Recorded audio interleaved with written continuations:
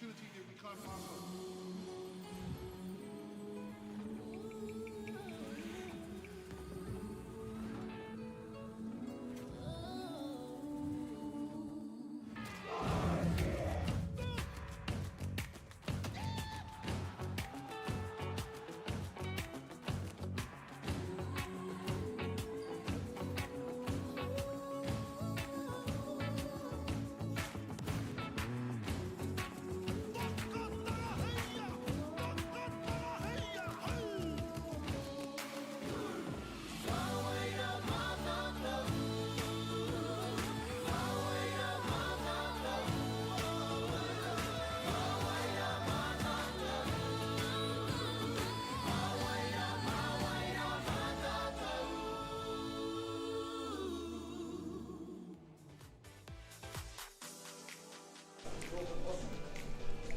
Nau mai, taiti mai, whakatata mai, e te hunga whakarongo, e te hunga mā takitaki. Ki tēnei whakataitai āmotu o te poiuka mo a tātou taitama tāne i tēnei rā. Kei hea tātou e whakanui ana i tēnei kaupapa, kei puke kohe, kei te paitoko manawa o tāmaki makaurau, tāmaki herenga waka, tāmaki herenga tangata, tāmaki manawa.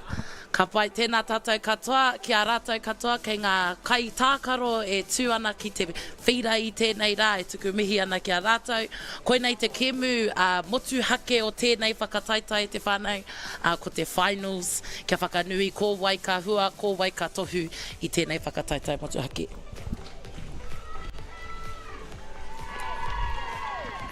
Well, kia ora koutou katoa, nau mai, hara mai, and thank you to my te reo colour commentary partner here today, Te Moana Maika. I'm Jason Goobies, AK Chopper, and I just want to welcome you into the Softball New Zealand Under-19 Boys Championship Grand Final, which will see Hutt Valley taking on Wellington, which will be a repeat of the 2 years ago Under-17s grand final between these two teams, and they are pretty decent indeed. Let's take a look at the defensive lineup for Hutt Valley now, who will take the field first in this grand final. Logan Paul Woolley at left field, George McCarroll at centre, and young 15-year-old Tyrone Robinson, he gets a start at right field. Hot corner third base now, Totara Park's Devon Cox gets the start. Jackson Baldwin up the middle, pairing with Keenan Easthope today for Hutt Valley. Noah Craigan, he gets a start at first base. Taikaha Hope behind the dish for the starting pitcher, that is Jaden Heta. Offensively now for Wellington, they are strong. They've put together a really good tournament for 2025, has Wellington. The Poneke boys have simply got it going on. See Ollie Smith, he's been the mainstay at centre field leading off for the Wellingtonians. Aaron Gollan, left-handed specialist, he's playing second bag, hitting 2 today. Manahi McFarlane hitting 3, and the big bopper in the lineup, the catcher, Mason Carey. He will get the start in clean-up role today. Nathan Mino hitting 5 today. Luke Pearson McGrew, watch out for him when he comes up. Playing in the designated player role, has really learnt how to hit over the last couple of years of representative softball. James Morrison will be hitting 7 today. The first baseman, Tony Landon Lane, will be joined by his brother, younger brother, Kiharoa Landon Lane at shortstop. That'll round out the batting order. You can see the starting pitcher will be Jaden Harris. He's hit for Luke Pearson McGrew. So there you are. There are the two teams here all set for the grand final as they take their final warm-up pitches. Te Moana Maika joining us in commentary here. Well, it all whittles down to 2. Wellington v Hutt Valley. Poneke v Te awa kairangi. Ai, kuna reira koe ranga ingoa Māori o ngā wāhi nei. So Wellington, kei a koe te whanganui a tāra, kei a koe hoki a Poneke, transliterated, katahi kei a tātou i a Hutt Valley, te awa kairangi. Karei te muhi o nohea tau a ingoa, engari te atāhua o tēnei ingoa, te awa kairangi. Katahi anō rātou i tākoro i te ata nei, i tākoro a te awa kairangi i a rātou o tāmaki makaurau, i whai hua, te awa kairangi tēnei rā, no reira koe nei te take kai ka tū rātou ki tēnei kēmu i te rā nei. Kia whaihua, kia toa I te whakataitai katoa. We see on screen here Jaden Hitzer, the starting pitcher for Hutt Valley. He came into the game, 5 complete games, a 3-1 record, 24.2 innings of work, 32 strikeouts, 6 walks, 11 runs he's given up. Only 9 of them have been earned from the 25 hits of the batters that he faces with a 2.55 ERA. Jaden Hitzer is the real deal. Are you ready for the grand final? The big one, the big matchup. Te Awa Kairangi, Poneke, Wellington, Hutt Valley. Kia rite mai e te whānei. Fantastic indeed as that pitch just goes down low.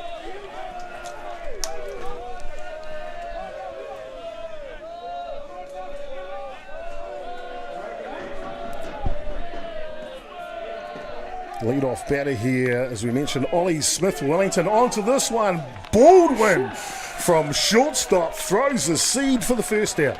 Te ahua nei e haere tonu ana rātou I tēnei ara o te toa. I nei mātaki koutou I te kēmu mo atu I tēnei, I a rātou e takoroni a tāmaki. I ki te koutou hoki I te kaha o te kaiwhiu pōro a Jaden Aroha, a Jaden Hita, I aia e whiu ana I te pōro. No reira, e ai ki a Chopper, kua tākoro ia hei kai hipa I te rā, I enei rā katoa ni. So he's been the dominant pitcher for the entire He sure has thing. for the Hutt Valley side. Regardless, ia kēmu e whakapau kaha mai ana ia. No reira, te ahua nei, nā ka kite koe I aia, ka kore koe whakaro, ko ia te kai hipa mo ngā kēmu katoa. That'll bring up to bat now the left-handed specialist second baseman, Aaron Golan, and he comes into the match with an outstanding record from 19 plate appearances, 13 hits. Have a handle of this. A batting average of 684. 68% of the time you get safe, Tim One. He nui tēnā. This one just outside. Of course, Hutt Valley had to go through Auckland this morning in this morning's semi-final. They managed to get that done. Right. And they are underway here. I tēnei rā, no reira, ko te kai patu I te pōro I tēnei wā, ko te tua, ko tāna tihati, ko te namatahi, ka pai ko Aaron Golan, ko ia tō tātou nei, kai patu I te pōro I tēnei wā, kei reira rātou katoa e whakatena, e aki I a rātou anō. So 2 balls and 2 strikes the count now.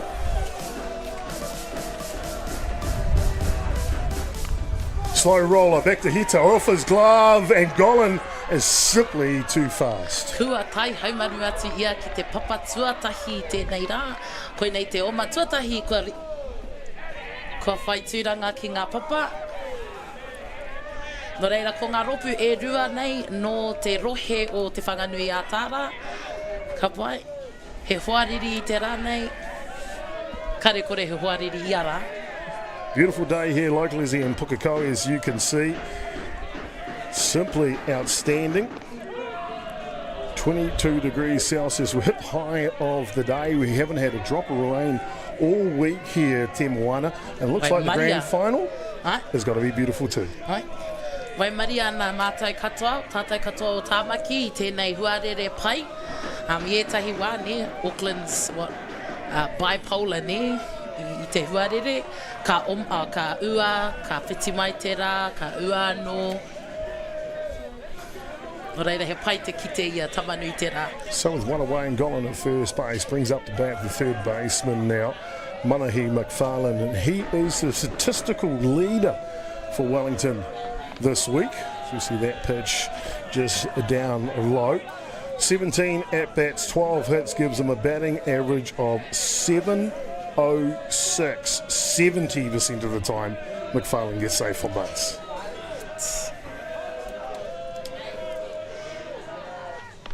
No reira, ko nei stats, Meki, e hāngai ana ki ngā kēmu kua tākoro I tēnei whakataitai noa o ngā kēmu katoa. No, it's over the whole tournament, and you're dead right, because I think where you're leading to, stats are one thing. That's what got you here. You've got to bring it in the final. Yeah?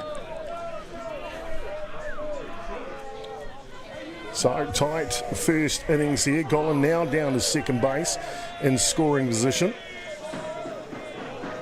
Golan has 3 stolen bags to his name in the tournament so far. Hasn't been caught once. Drop ball inside. Those are just joining us at Whakaata Māori Active YouTube platform. Thank you so much for tuning into the Soccer New Zealand presentation of the Under-19 Boys National Championship. It's great to have you on these live pitches from Tamaki Makaurau South, Franklin Soccer Association and Pukekohe. Right down the middle. And you're dead right, real quick as well. So 2 away now. Oi, ki te au i a rātou e whakaharatau ana ki Murira, e whakarite ana o te kēmu nei. We highlighted at the top of the shop the catcher up the bat now, Mason Keary. Outstanding hitter, 6 hits from 20 on the week. That's a 300 batting average. But the big thing with him is 2 home runs and 7 RBIs. So when runners in scoring position, Te Moana, Mason Keary knows what to do. Oh, can't point. How tēnei mea te RBI? Runners batted in. So it means if there's a runner on base, and you hit the ball and they come in, you batted them in, you bat the runner in. Can't play. 7 of those through the week for Mason Keary. No reira, te nuinga o enei tama, kua tipu ake rātou i tēnei ao o te poiukani. No reira, i a rātou e tamariki ana tākaro. No reira, i e rātou katoa, kua ako i a rātou o he nui ngā wheako, and anei te wā, kia whakātu mai i e rā wheako i e rā pukinga, kua ako na ketia i rātou. Ai, tika te kōrero, these young players. I think the tahi, playing this great game of Pukekohe softball in New Zealand. Some of them have been playing from straight out of the cot, really, or the pram, taken down the ballpark. And Jaden Heta, Mason Keary are 2 of those athletes. Colin now down to third base, only 60 feet away from opening the scoring here, Wellington. This one off the back of the guy, but it's over the reaches of the shortstop. And Keary will get it done here and scores the opening run of the grand final. Wellington, 1 run to nil. Ka whai wāte ana nei, no reira katai anu koutou ka kite, nā tana patu i haere runga atu i ngā kaitākoro nei, ngā tangata o Hutt Valley kei waho nei, no reira anei kei te tūranga tuatahi o papa tuatahi rātou. E rua rātou ko puta mai, no reira ko te tūmanako i nā ka kaha mai, ka kaha tonu mai a Hutt Valley, a te awa kairangi, ko te manako ia ka whakawhiti atu kia āhei rātou ki te whai piro hoki ki tō te whanganui a tārataha. Ko patua kētia ki waho. This one's large, this one's hard, this one is gone, a 2-run shot. Blast out of the ballpark here from Nino Mason, and Wellington get off to a red hot start, 3 runs to nil. No reira i nā ki te koutou, nā tāna kaha ki te patu i te pōro, ko wehe, i te taimana nei, wai hoki i te whira, kei ngā mātua kei waho rā, kei ngā whānau kei waho rā, kia tūpato mai koutou, kei patua e koutou. Wow, Mason Keary, a 2-run blast in the grand final. Anei te timatanga. Got a chance to catch up with the head coach from Wellington, Graham Gowan, before the grand final, get his thoughts on the final. Asked him, how's the team feeling? What's the game plan? And he says, simply, Chopper, is just play the basics. It's another game of softball. They've been playing well. Now it's just time to let them play.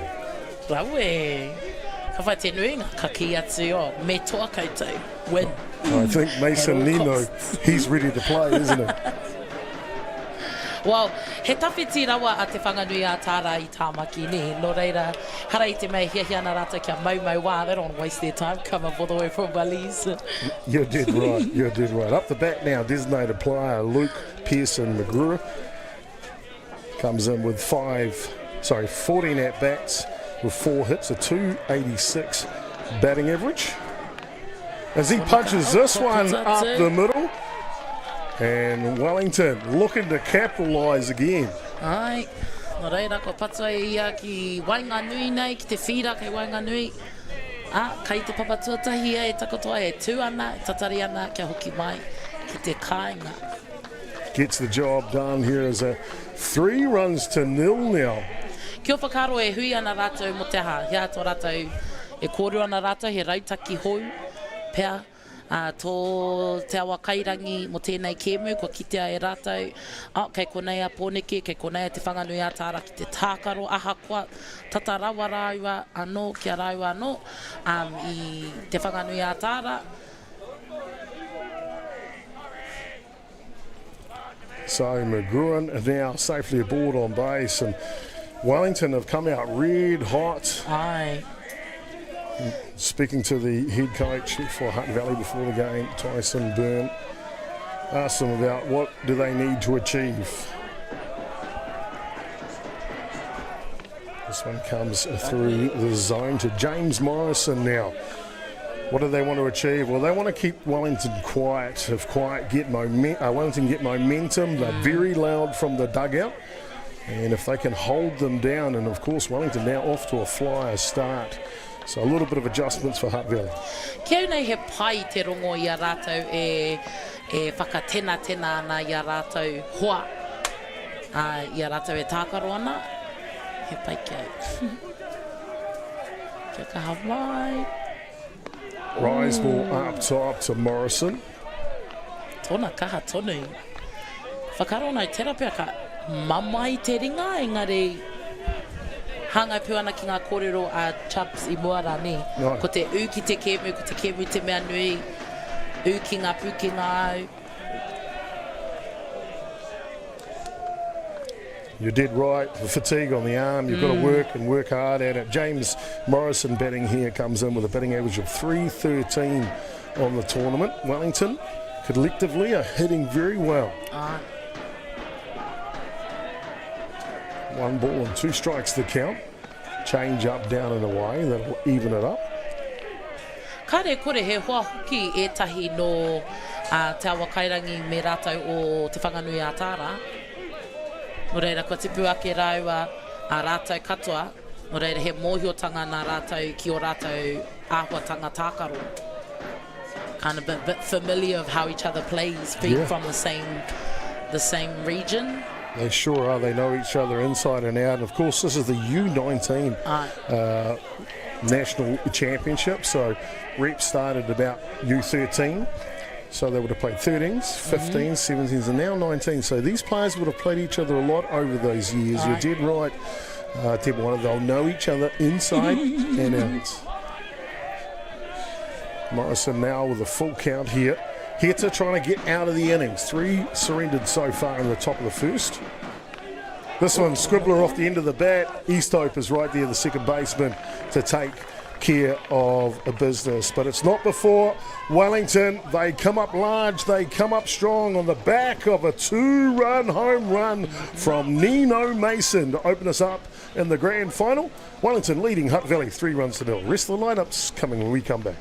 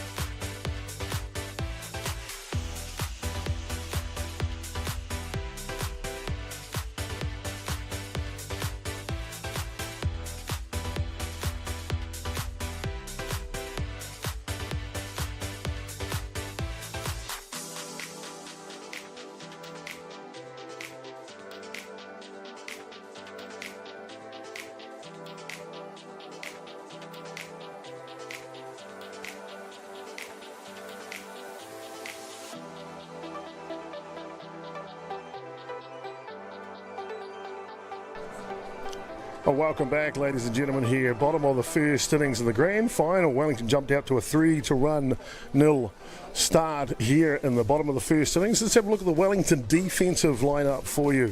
Left to right in the outfield for the Wellingtonians. It's Mason, the home run hitter, Smith at centre, and Landon Lane. He gets a start at right field. McFarlane in the hot corner, and then a Landon Lane, the youngster. Kiharoa Landon Lane, he's the shortstop today. Aaron Golan at 2, James Morrison at 1, Mason Carey behind the dish, and Jaden Harris on the hill. Offensively for Hutt Valley, they're a good one too. They can score them in bunches. Let's have a look at them. It's Baldwin, Easthope and McCarroll, the top three. Then the youngster Robinson, Little, Woolley, Craigan, Cox and Tai Kahakope rounds out the batting order for the Hutt Valley side. Bottom of the first innings, as this one is taken up top. Kia ora, nau mai hoki mai ki tēnei nei wā I mātaki koutou I te wahanga tuatahi, or top of the first innings. Ka pai ki te koutou I puta kaha mai a rātou o pōneke o whanganui a tāra I te timatanga nei. O reira toru ki te kore I nāi nei ko whakawhiti atu, ko te hia nui kia te whanganui a tāra, kia kaua a Hutt Valley a te awa kairangi, e hoki mai ki te kāinga, kia noho tonu mai ki te toru, ki te kore. As I mentioned earlier before the match started, it's a repeat of the Under-17 National Championships Grand Final, which saw Wellington take on Hutt Valley. It was Jaden Harris pitching for Wellington and Jaden Hita for Hutt Valley that day. Big difference from that tournament. Jaden Harris had to throw the lion's share of the tournament. This year he's got James McCarthy to help him out, as well as another pitcher doing a little bit. But Harris, as you see the walk issued to Baldwin, has faced 72 batters with a 2-0 record. 15 innings of work so far through the tournament, 20 strikeouts, 12 walks, 9 runs, only 8 of them earned, 14 hits, gives them an ERA of 3.73. So the Wellington hurler is a good one, that's for sure. Ko te timana ko patua ia te pōro, ko tai kore haumaru. No reira, ko puta mai tō tātou nei kai o matuatahi, engari nā tērā I hoki haumaru mai tōna hoa ki te kāinga, no reira ko te toru ki te tahi I tēnei wā. You see the play by the third baseman from Wellington, McFarlane, on the run, making that throw across his body in time from the textbook sacrifice bunt from King and Easthope.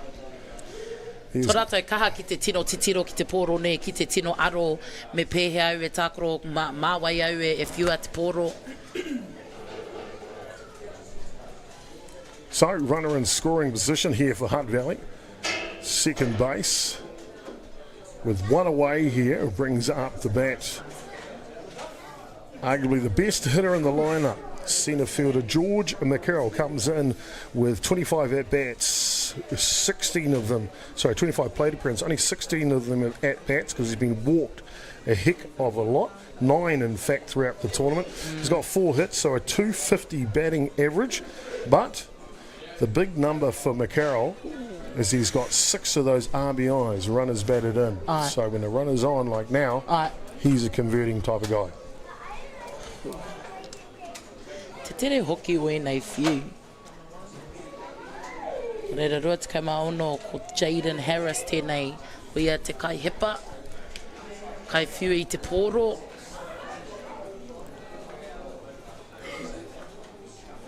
Off the end of the bat, looking to dunk it in, and he does dunk it in, does McCarroll. And looking to convert it, a play at the plate. It is a bang play at home plate there, couldn't be any closer. As we see the team come out of the dugout now. Oh, kei taha I tēnei wā, te ahua nei kei te tohe. Oh. Nā reira, kia maumahara tātou, he kēmu tonu tēnei ai, ka puta mai ngā kare ā-roto I a rātou e tākaro ana, engari he whānau tonu. He hia nui tō te whanganui a tāra ki te toa I tēnei rā. We talked about rivalry between North Harbour and Auckland, and now Wellington and Hutt Valley, as we see McCarroll here on the instant slow-mo replay, drops it into the outfield. Aye. And then the throw's got to be strong, which it is, for the play at the plate on Baldwin. Tōna kaha ki He is te taka ki te papa hoki. safe coming into home plate. He mamai tērā, ko mahi a kētia e koe? Tērā, the whole slide i tō tinana. Yeah, he's a tough kid. That's for sure. So Baldwin does slide in safe here, and I'm sure a couple of words exchanged, and that's the reason for them to come out. The umpires will come in and settle things down here a little bit. Aha rātou ki te papa tuarua, something looks like something happened at the second base. Well, George McCarroll went to second base, and then, maybe a collision. We'll try and get another look at the replay if it pops in one of the replays for you. But we know there's a lot of emotion here. And I talked to the head coach for Hutt Valley before the game, as I mentioned, Tyson Byrne. He talked a little bit about that. He said, Chopper, my thoughts on this grand final. All other softball competitions, club nationals, men's nationals, women's nationals, if you don't get it one year, you get another go at it next year. Rep softball, you only get 1 or 2 shots at it. So for especially the kids that are aging out, this is their last chance. So it's all out, all on the line here, and you can see the passion. It's coming both out of Poneke and Te Awa Kairangi. Ai, katae te kite I a rātou, kare a roto e pata mai ana I tēnei wā te whānei. O kare kore ni, nā te mea ko te hia nui, kua kaha mahi rātou I ngā tau e hia nei. Kia hara mai ki tēnei papatu waiwai, ki tēnei whakataitai whakahirahira. No reira, koinei te take, kua puta mai e rā momo āhuatanga I a rātou e takro ana. Engari, ko te kēmu, te anamata, ko te toa I tēnei kēmu hoki te anamata. No reira, e mōhio marika nā hau, nā te aha e pēnei ana rātou. Ka pērā hoki a hau ki te whakapono. Well, all sorted here, no outs.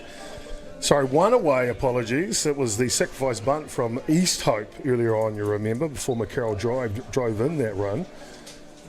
And it'll be Tyrone Robinson will step in to go to work.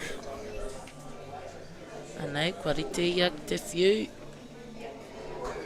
He poro tērā I te whānau. No reira e rua ki te kore. Ngā poro. And Tyrone Robinson, only 15 years of age, comes in with a 235 batting average. 4 hits from his 17 plate appearances this week. 8 RBIs, the right fielder for Hutt Valley. This one down Main Street. Titiro ki te kaha o tōna peke hoki I ai whiu ana. Well, this Jaden Harris can really get it going. Yeah, man.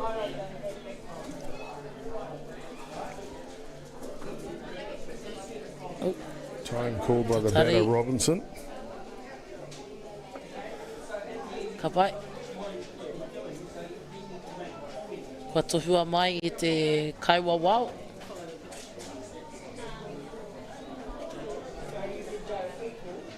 Kaya Jaden Harris te mana. Patua ia. Kua puta mai tōna tere. Tōna tere. Nice work by the shortstop from Wellington there, Landon Lane. Make sure he gets it out here. Little hopper on him. Throws it over in time as McCarroll will scamper down to third base. So 2 away now here in the bottom of the first innings. And I'll bring up the bat the designated player, Angus Little. First pitch swinging. Hey, te ahua nei kua mahana tōna ringa I nai nei ne.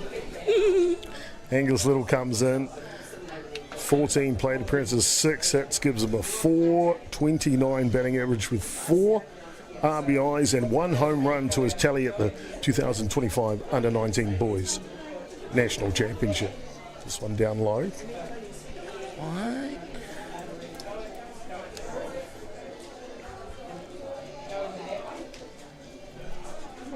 Hutt Valley have replied with 1 run so far in the bottom of the first innings to those 3 scored by Wellington in the top. Kaha. Oof. Just word in from Invercargill. Looks like Hutt Valley have taken the grand final down there in the under-19 girls. Ooh. 7-0 over Counties Manuka. So congratulations to the Hutt Valley ladies. Tērā pia ka whai atu ngā tāne i ngā kotiro. Sending their love, I'm sure. This one just outside. You can see it's a beautiful day here. Ai. Probably here, we're right in the tippy end of the club rooms. You can probably hear a little bit of noise in behind us. That's the crowd, the fans, as their representative teams are finishing. They all come to watch the grand final now. Ko karapine mai te whānau ngā hapori, ngā kaitākaro katoa, aha kua rātou kari whai wā ki te, o kare rātou whai tūranga ki tēnei. Kei konei rātou ki te whakatena i a te awa kairangi i a pōneke hoki, ko te kēmu te take. Oof. This one pops up and goes back foul. Let's have a look at our blue crew out there today in the grand final. We've got a really good one. Liam Stewart at first base today. Cam Mi Kwong is at second base. Tama Howard out of Auckland. He's at third base today. And calling the balls and strikes is North Harbour's Michael Lee.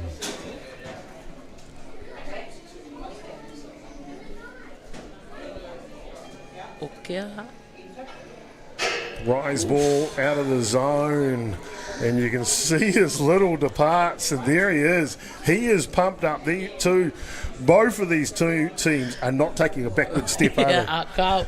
Ina ka titiro koe ki te kanohi o te tangata kei papatoa tai. Heri te ia, ke hiahia na rata ki te toa. Here's a clever move right here, Tim Wana. Head coach here, Tyson Byrne. Slow walk over. And that's about, hey, calm down. I want you to play ball here. Aye. And here's exactly what he's talking about right now to his team. And Ke also tōna the tima? umpire. Nāna tērā tima, e kore ana ia ki a pōneke ki tō rātou tima. Well, you Tērā nei, tērā pia kei te pahu rātou i a rātou e noho ana, ne?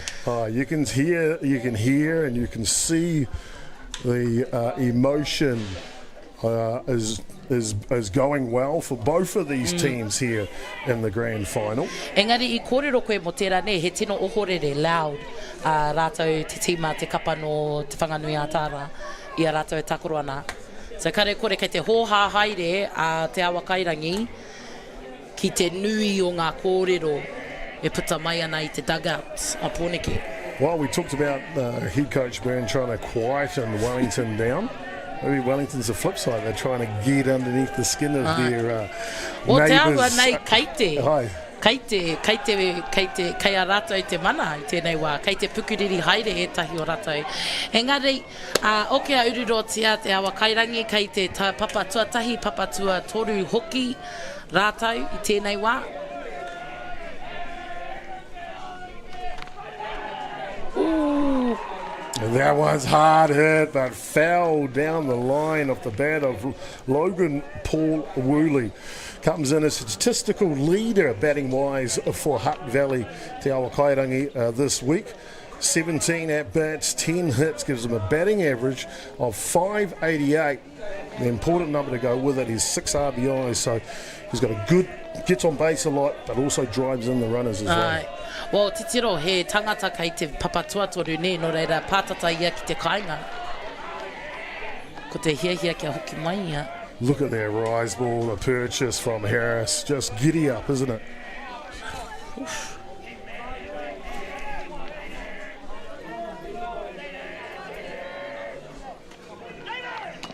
And there's another pitch, this time fouled off by Woolley.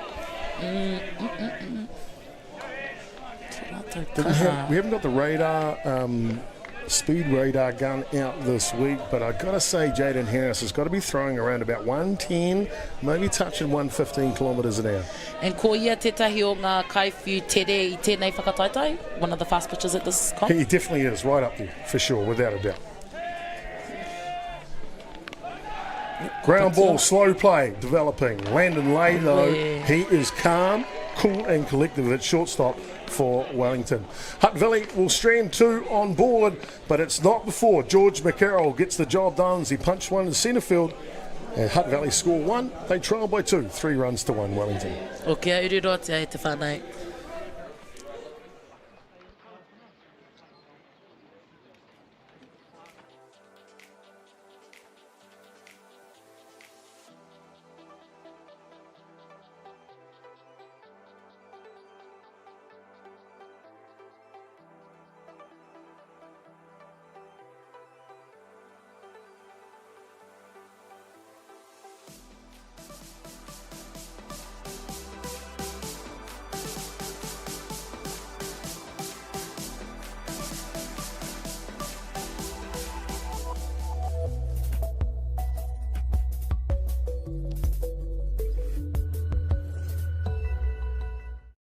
Tēnā koutou tamariki mā. Ono mai ki tamariki hā. Mai, ia. Download Māori Plus. Download it, download it, download it. It's easy. Free.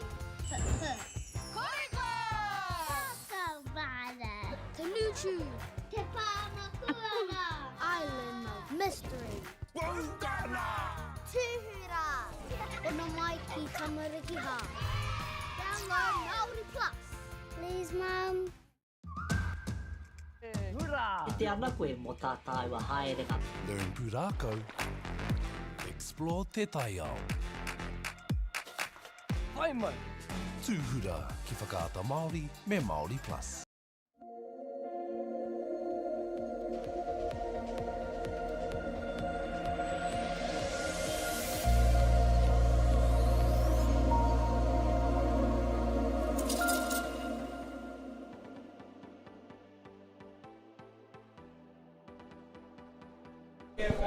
Welcome back, ladies and gentlemen, to the Pukekohe Softball Club, their home base.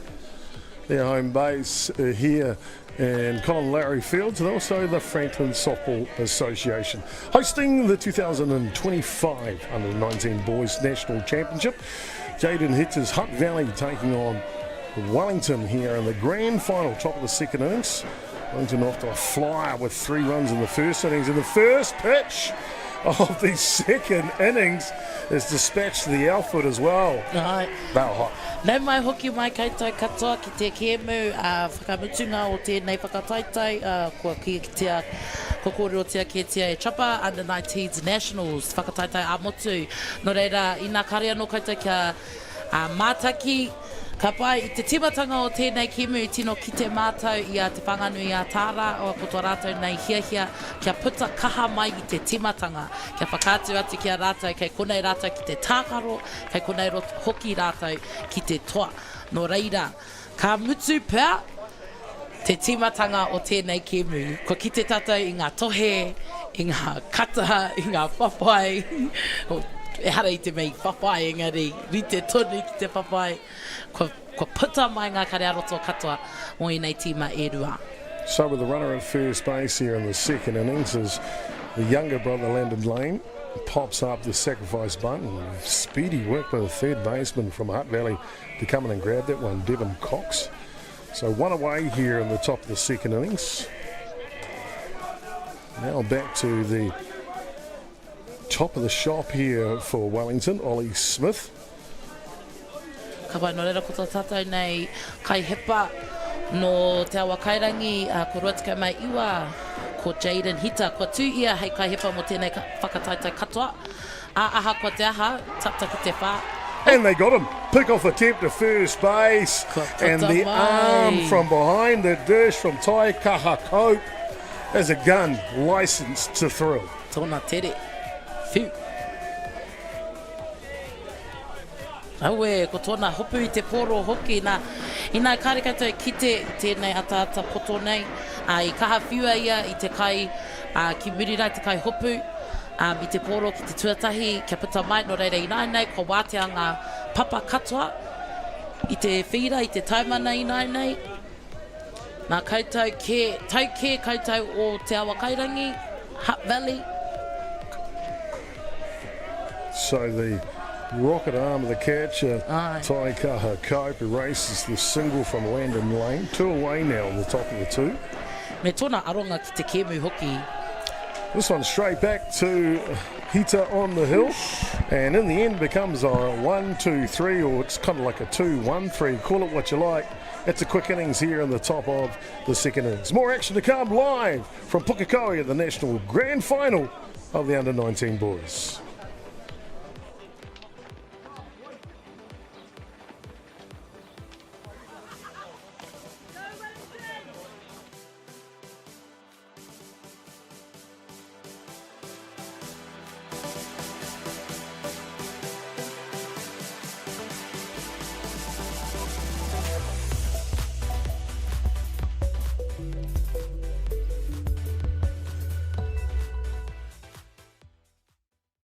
Dan Carter knew the power of winning.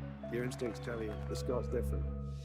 The flip side of that was the intense pressure. I'd go back to my hotel room and I'd be broken. Dan Carter, a perfect 10.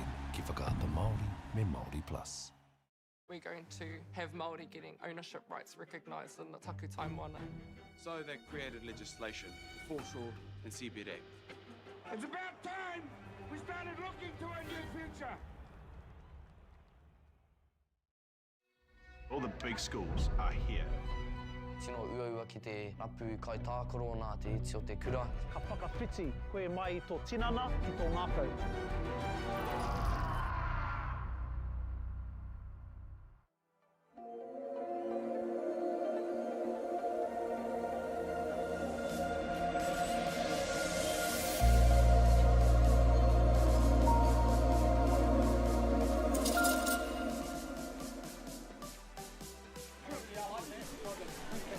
Welcome back, ladies and gentlemen, to the grand final here, bottom of the second innings. And it is Wellington leading their brothers from across the harbour, if you like, there in Poneke.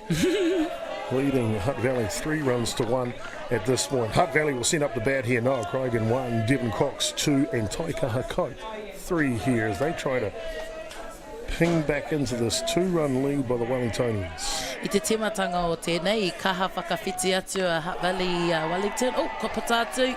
Hard hit ball and all the way back to the track.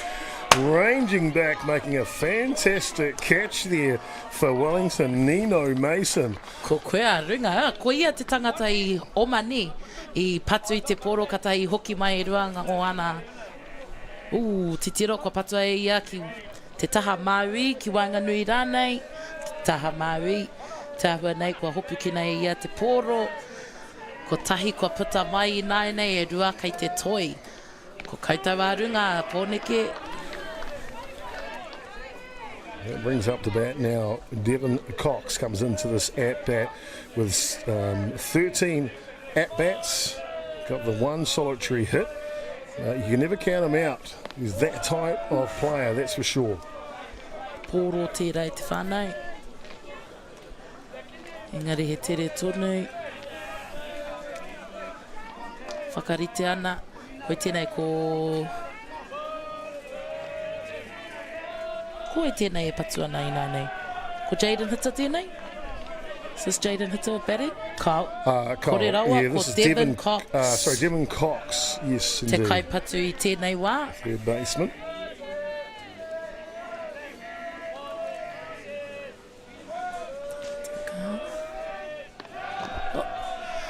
I teitei ake tawa pōro I tēnei wā. Oreira e aro ana I te kai patu I te pōro. E aro ana ia ki ngā pōro katoa, kia kaua e puta mai. Whakaro ana te nuinga o Poneke me hui. Yeah, I like that from Wellington. There's the young shortstop for the Wellingtonians. And Kaiharoa, Landon Lane. Big start for him, to be fair. Ai. Koe nei tōna whakataitai tuatai, his first comp. Not too sure if it's his first 19s, but he is a youngster. I'm going to say he's 15 years of age. So he's getting a big moment here in the grand final. Pepe tonu e tahi o e nei. Very talented though. I mean, he deserves the start. Woof. And there's Harris. He rears back to pick up the strikeout.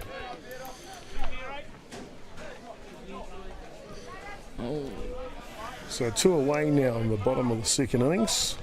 Paki mai mo Jaden Harris. That'll bring up to bat here the hard-hitting catcher, Tai Kahakai. 11 at bat, 6 hits, a 5.45 batting average. This kid can bang it. Tēnei tama. Te tiro ana, whakarite ana, te tīma. Nino Mason there, the outfielder. He's been good today. Had the big 2-run home run in the first innings. Good catch just before. And this one comes through the zone as well. Jaden Harris is starting to feel it a little bit, isn't he? Ai, ka tae te kite. Ka tae te kite I ona kaha. Tōna kaha ki te whiu.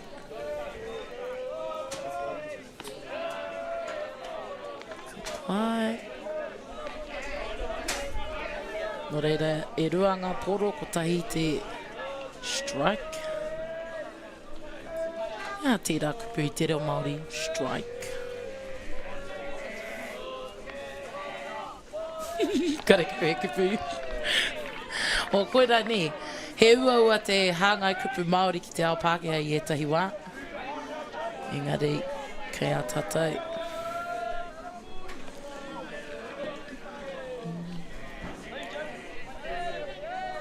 Ko te.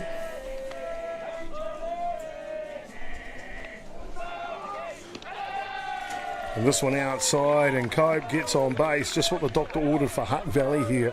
So a runner on first, albeit with 2 outs here in the bottom of the second. Ko te miere ne, strike. Te miere. Te miere. Ai. I'm glad you're here, Te Moana Maika. He miere. Kei te mihi. Te nui o ngā miere I tēnei wā. E rua ngā tangata ko puta mai I te awa kairangi. Ko te wawata, ko te ana mata ni o pōneke kia toa. He pai te kite I nei tamakatoa e whakanui ana I tēnei kaupapa. Top of the order here, Jackson Baldwin has one sails past his whiskers. That'll allow Cope scamper down his second base, and it looks like with the 2 outs they've sent out the last out of the innings, so Devon Cox will run for Cope out there on the diamond. Ai. Kei reira tua whetu no te awa kairangi ko Jackson Williams. Ko ia te kaipatu I tēnei wā. O, tōna kaha. Aha kua ko puta mai.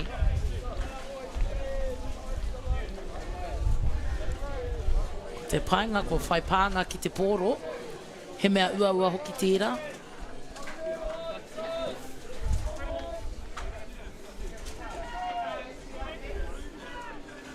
Steps back in to go to work here. Jaden Harris knows this. Te awa kairangi Hutt Valley side won't lay down. They'll want to convert a run here. And drop ball's good. Right on the knee. Ooh, he miere.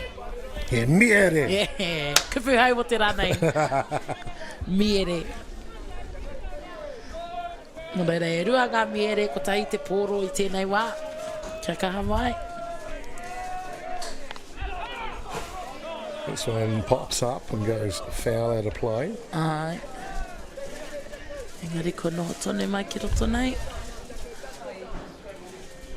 Jaden House has been outstanding this week. Wellington, they won't mind me saying, didn't get off to the best of starts in the week, but boy, have they heated up as they've come through the money end of this tournament. Ko e tērā ko pōneke. Oi. O I tohu I tō rātou ke me tuatai, they lost their first game. Yeah, I think and it was. And then took over the rest. Ina ka kite koutou ngā piro, I think I saw like 13, 15-0 was one of their games. North Harbour. You had to bring Kaua e that up. pērā ki tō rohe, ki tō hainga. Ka mai? I stuck a frog in my throat. Oh, ne, yeah. Ai. But they did. They were impressive to watch. And that included a big game against Hutt Valley last night where they actually bullied them off the diamond. Such a powerful showing from the Wellingtonians. Ai. O ko te tūmanako ne, o ko te wawata kia pērā anō I te ranei. Kia rite tonu mai I nā nahi. Try and do what they did yesterday. Repeat. That's exactly what they're trying to do, aren't they? Ai. Engari tata tonu te kemu, bottom of the second, toru ki te tahi. Yeah, Foul ball. Wellington yesterday in the first day of playoffs, they run over Auckland 8-0, Aye. and then 13-0 North Harbour. Of course, they took on Hutt Valley last night and beat them 8-1 yesterday. Ooh. Hard hit ball to third base. The throw's going to be good, and it is a good one from McFarlane. And Hutt Valley will leave it stranded. They can't convert. Wellington holding down the shop 2-1. Ai.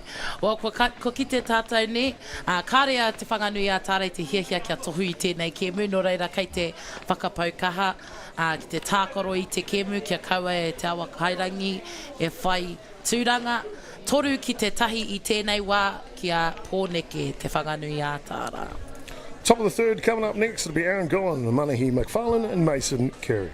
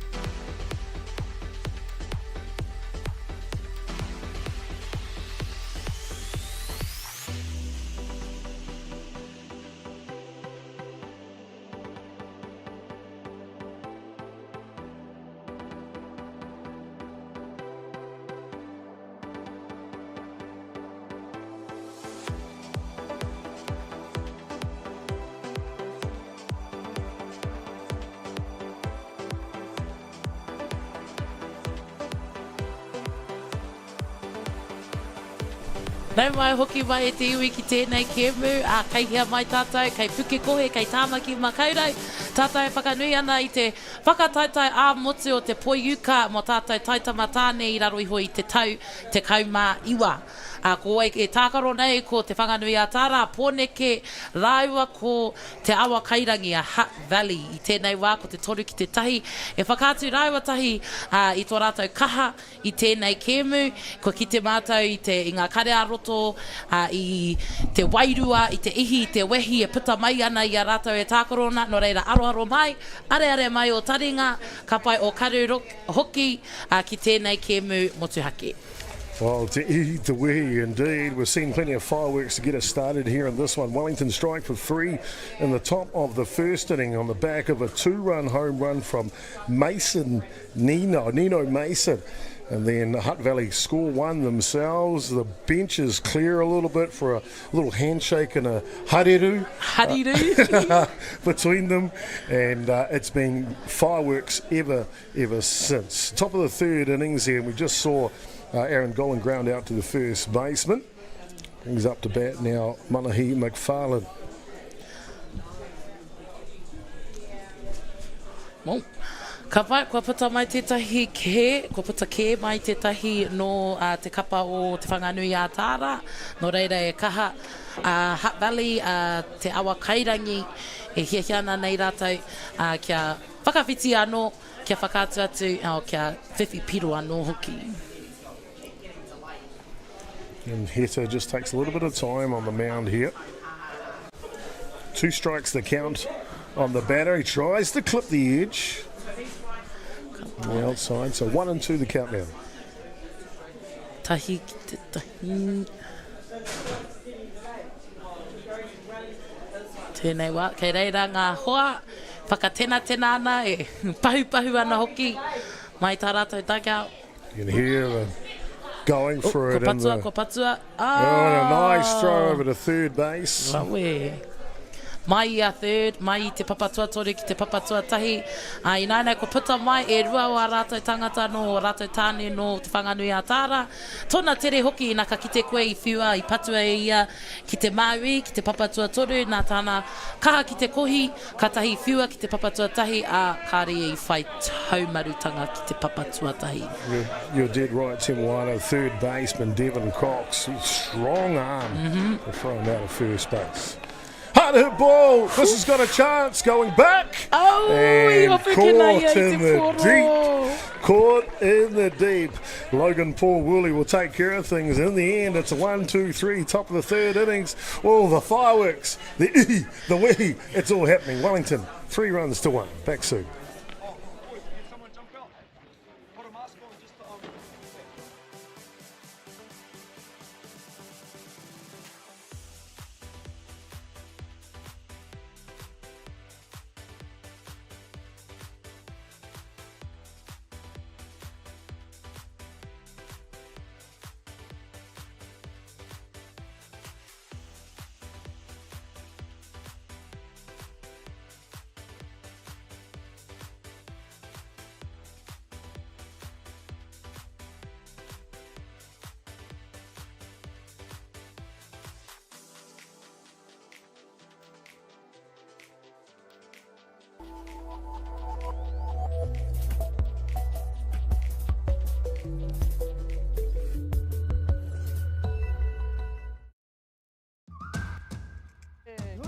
Te ana koe mō tātai wa haere ka.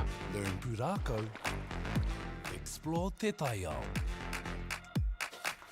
Whai mai. Tūhura ki whakaata Māori me Māori.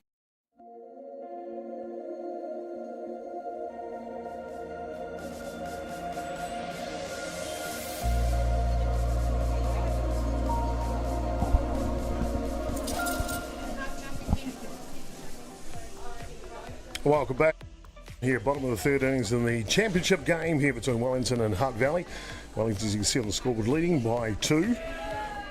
Bottom of the third innings here. Hutt Valley have threatened throughout the match. They've had base runners on in each match. And the difference has been Jaden Harris on the hills. Just kept them off, apart from that first innings from George McCarroll's hit. I guess you want to try and continue that. We know Hutt Valley will try not to continue that. Raiwa tahi, ne. He mea nā raua tahi, like ngā pitches, ngā tērā, ngā kai whiu I te pōro, ngā kai hepa, kua raua tahi. Ka tino ki te ratou I tā ratou tangata e hikoi mai ana, ka whakaro hea te tahi pōro pai, kia kaua e patu. Kenan Isai will lead off for us here. Comes with a 18 at-bat tournament so far from Isai, 5 hits for a 278 batting average. More importantly, on-base percentage of 538. Ka mutu pea ngā mahi o ngā tāne I te rānei. Ka pai katai anō mātou ka tima o tātou ka timata I tēnei kemu. Engari, e whakapaukaha ana, e okea ururoati ana hoki nei tāna mātāne.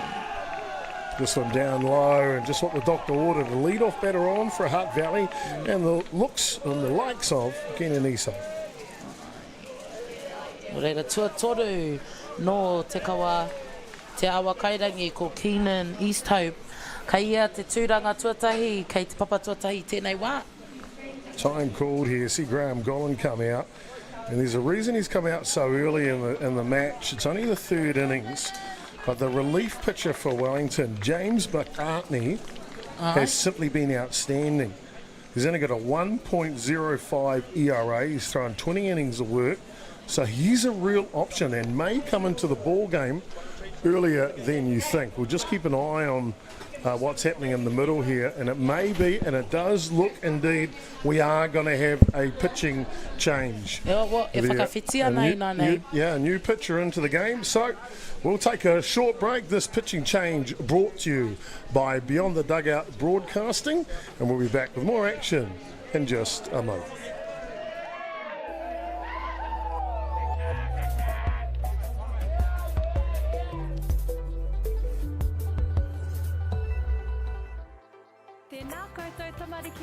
Ona mai ki tamariki ha. Whai mai, ia. Download Māori Plus. download it, download it, download it. It's easy. Free. The new tune. Island of Mystery. Tuhura. Unamaiki Tamariki-ha. Download Maori Plus. Please, Mum.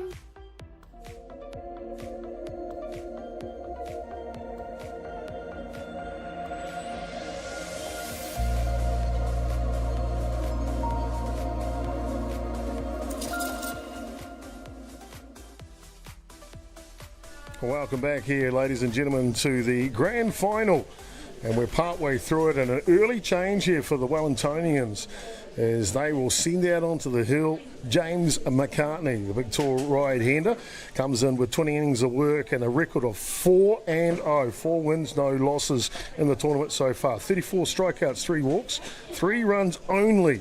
They're all earned, 12 hits given up. It's given up the 1 home run, but as we mentioned just before we went to ad break, Te Moana, a measly 1.05 ERA. And here he gets underway in the bottom of the third inning. So early change for Wellington, leading by 2 here in the bottom of the third. Nō reira, nei mai hoki mai e te iwi, nā katahi anō koe ka tūhono mai ki tēnei. Katahi anoa te whanganui a tāre whakawhiti ana I a rātou kai hepa, kai whiu I te pōro, ko te tikau mātahi, ko James McCartney ko tāna kaha ki te whiua ki te tuarua, ko te kai pupuri te pōro ki Murira, tōna tere tōna kaha. Titiro ki tawa peke. Yeah, you did right. Sprightly, quick and fast. Kenny Isope, he swipes second bag. One of the changes, reason for those changes is the batter that's up now, George McCarroll. That was the batter that hit in the run back in the first innings. So top hitter in here, top pitcher in as well. He's on the back of it. Here goes McCarroll. There goes McCarroll. It's a 2-run blast in the third innings. And just like that, in the blink of an eye, Hutt Valley have tied it up 3 runs apiece. Ka vai, no reira I nā katai anō koe ka kite, I kaha wepu te pōro e tuata I te tuawha, ko Tyrone Robinson, I te pōro, I puta atu ki ngā tāngata kei muri I ngā taiapara. I nā ki hai koutou I kite, nā tēnei hoki haumaru mai e rua o ana kai tākaro, ana hoa. You see this dead red bottom of the strike zone. McCarroll does not make a mistake and blows it out of the yard. A game-tying 2-run shot here in the grand final to George McCarroll. I nāia nei he orite ngā piro ko te toru ki te toru. Ka pai, koera te hiahia Hutt Valley ne, te kawa a te awa kairangi. Kia orite, kia whakātu atu rātou I nāia nei, a nei mātou ki te tākaro. Kia tūpato. George McCarroll hits his 7th, 8th and 9th RBI of the tournament. 2nd home run of the tournament.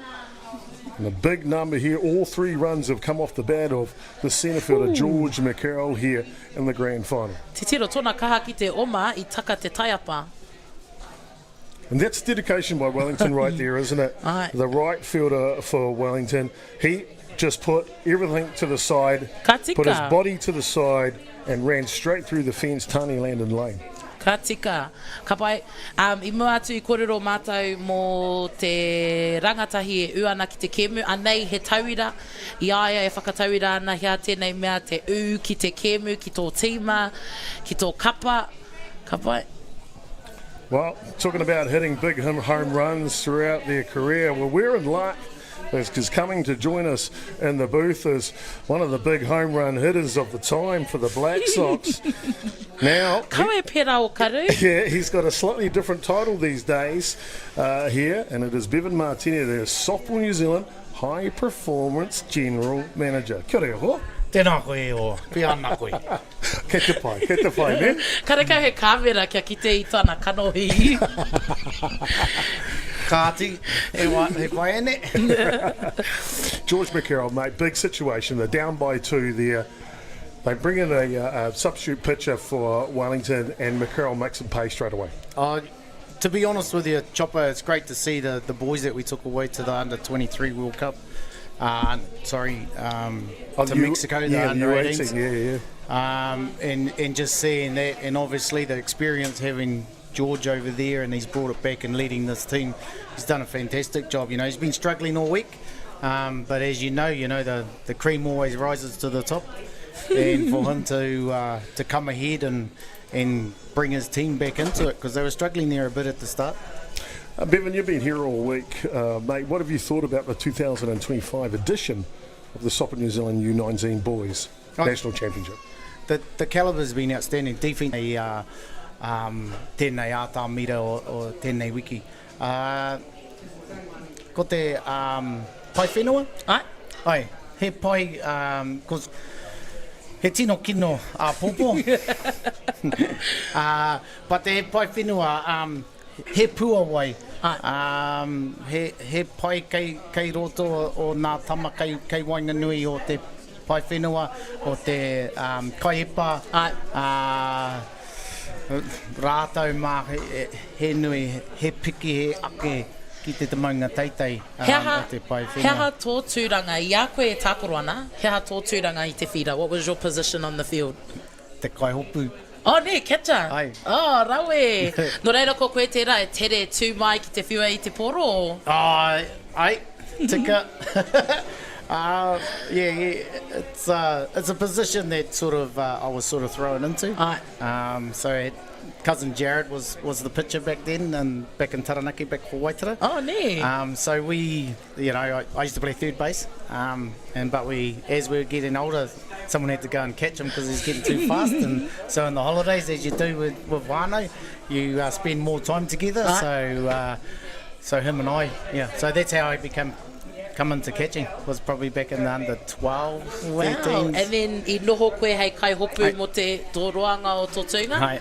Still get thrown in the deep end there when Chaptanga Roars, I need someone in the bullpen to go and warm up the Black Sox pitches and that.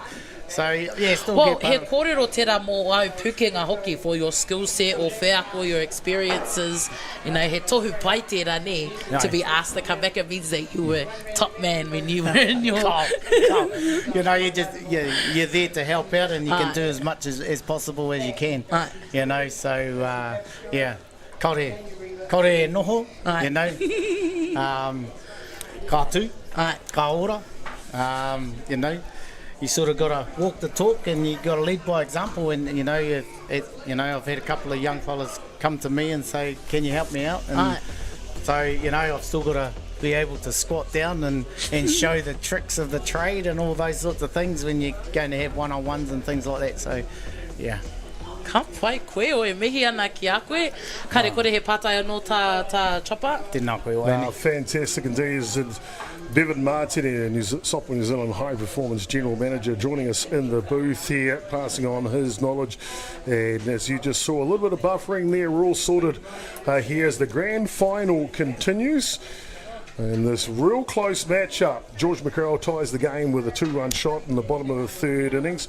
So 3 runs apiece at this point. And boy, oh boy, this one's got all the hallmarks of going down to the wire. It is actually, and it's good to see. You don't want to see a blowout. You don't want to see it finished in 5 innings. You want the two top teams at the end of the day battle all the way. And that's what's going to happen here. These two teams are going to battle it out and go. It's battle of the bays. Porniki are going at it. So Eretunga. So and it's great to see. And what you want is experienced players to step up and lead by example and lead the way. Because obviously, like the likes of George, that's his last tournament. This will be it. He's done, he's aging out, and there's a number of them. So you want to finish on a high and make the most of it. Ooh. We're looking to make the most of it. We see Woolley ground out for the third out here in the bottom of the third innings, but it's not before the heroics of the home run from George McCarroll that get us all tied up at 3 runs apiece here. Simply outstanding. He did not miss that, did he? Yeah, when it's down the middle. Two tickle wana. Right down the middle. Indeed. You're standing there looking at it going down the middle. Got to do something about it. Got ourselves a good one. You can see the pump there. We won't go to ad break as they play the repeats here, but Bevan, while we've got you in here, of course, the General Manager of High Performance for Softball New Zealand, mate. What does that role entail and what's happening in that space for Softball New Zealand? So virtually in regards to creating a high performance plan for softball, and then also the White Sox strategic plan for 32 and beyond. The women's space is a big space because obviously Olympics and women's softball's back in there. So LA 28 is still an option for our young ladies to partake in that. It depends what it takes, whether it's the top 6 in world rankings or whether it's one from each continent. Yes. So if they go Oceania, well then our young ladies will have to go out and fight it against Australia to go to LA. So we won't know that until probably next year, right? To see what happens there. And then if you look at Brisbane 32, where the Olympics going to be, hopefully Aussie will put a bid in and add softball in there as a sport they want to.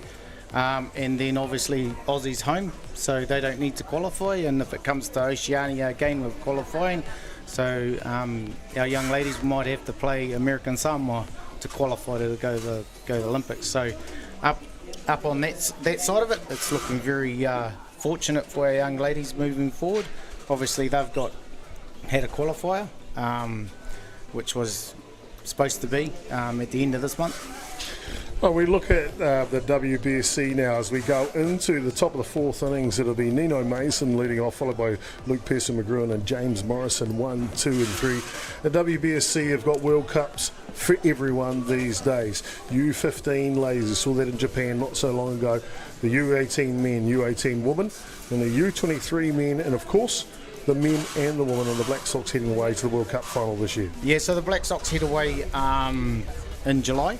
Their World Cup, top 8 countries in the world are vying for it. You had to go through a qualifier, so they finished second in their qualifying section, heading across there. So bit of work to do for Thomas and his crew to head across there, but different scenario this time. It's not a complete round robin. You go in there and it's cutthroat right from the start. So top 8 teams are vying for podium. So it's good in that situation.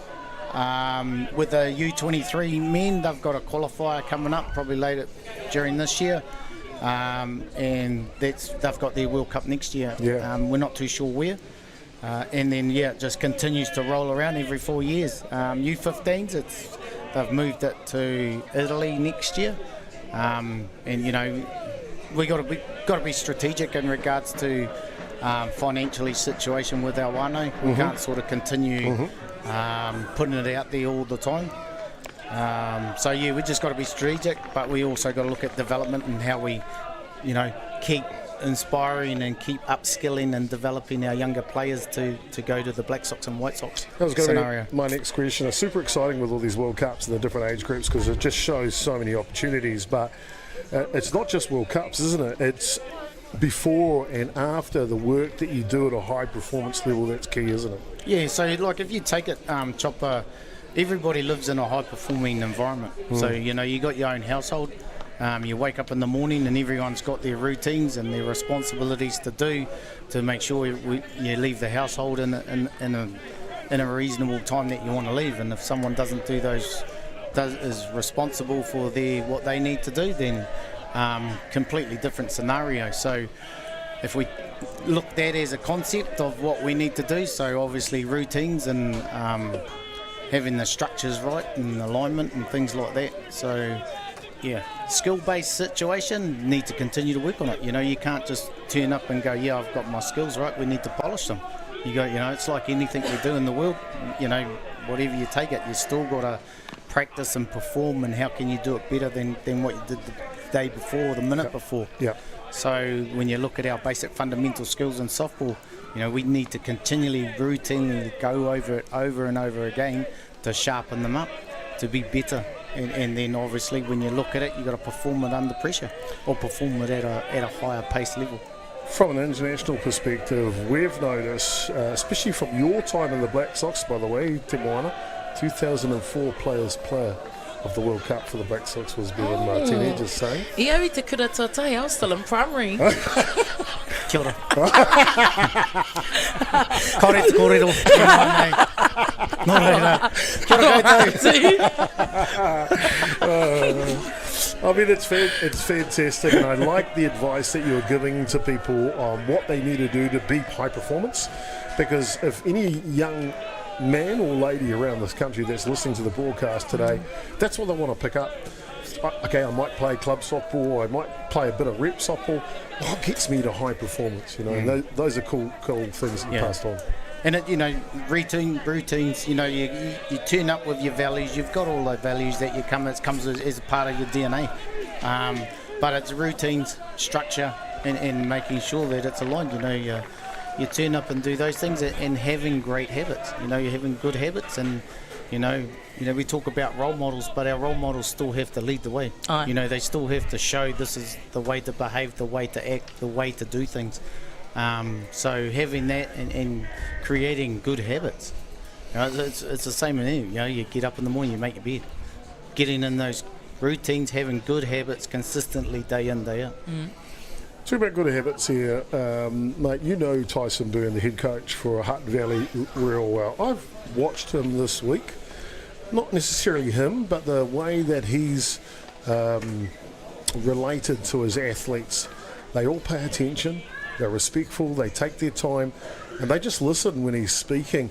Having his experience, obviously ex-Black Sox, as you know, 2013 World Cup champion, what is it like to have someone like Tyson Byrne as your head coach at a rep tournament? Oh, the respect he has for the game. You know, like he's never one that's... And they all will say this around Tyson, is the respect he has for the game and for each individual. He's not someone that's, you know, puts himself above anybody else.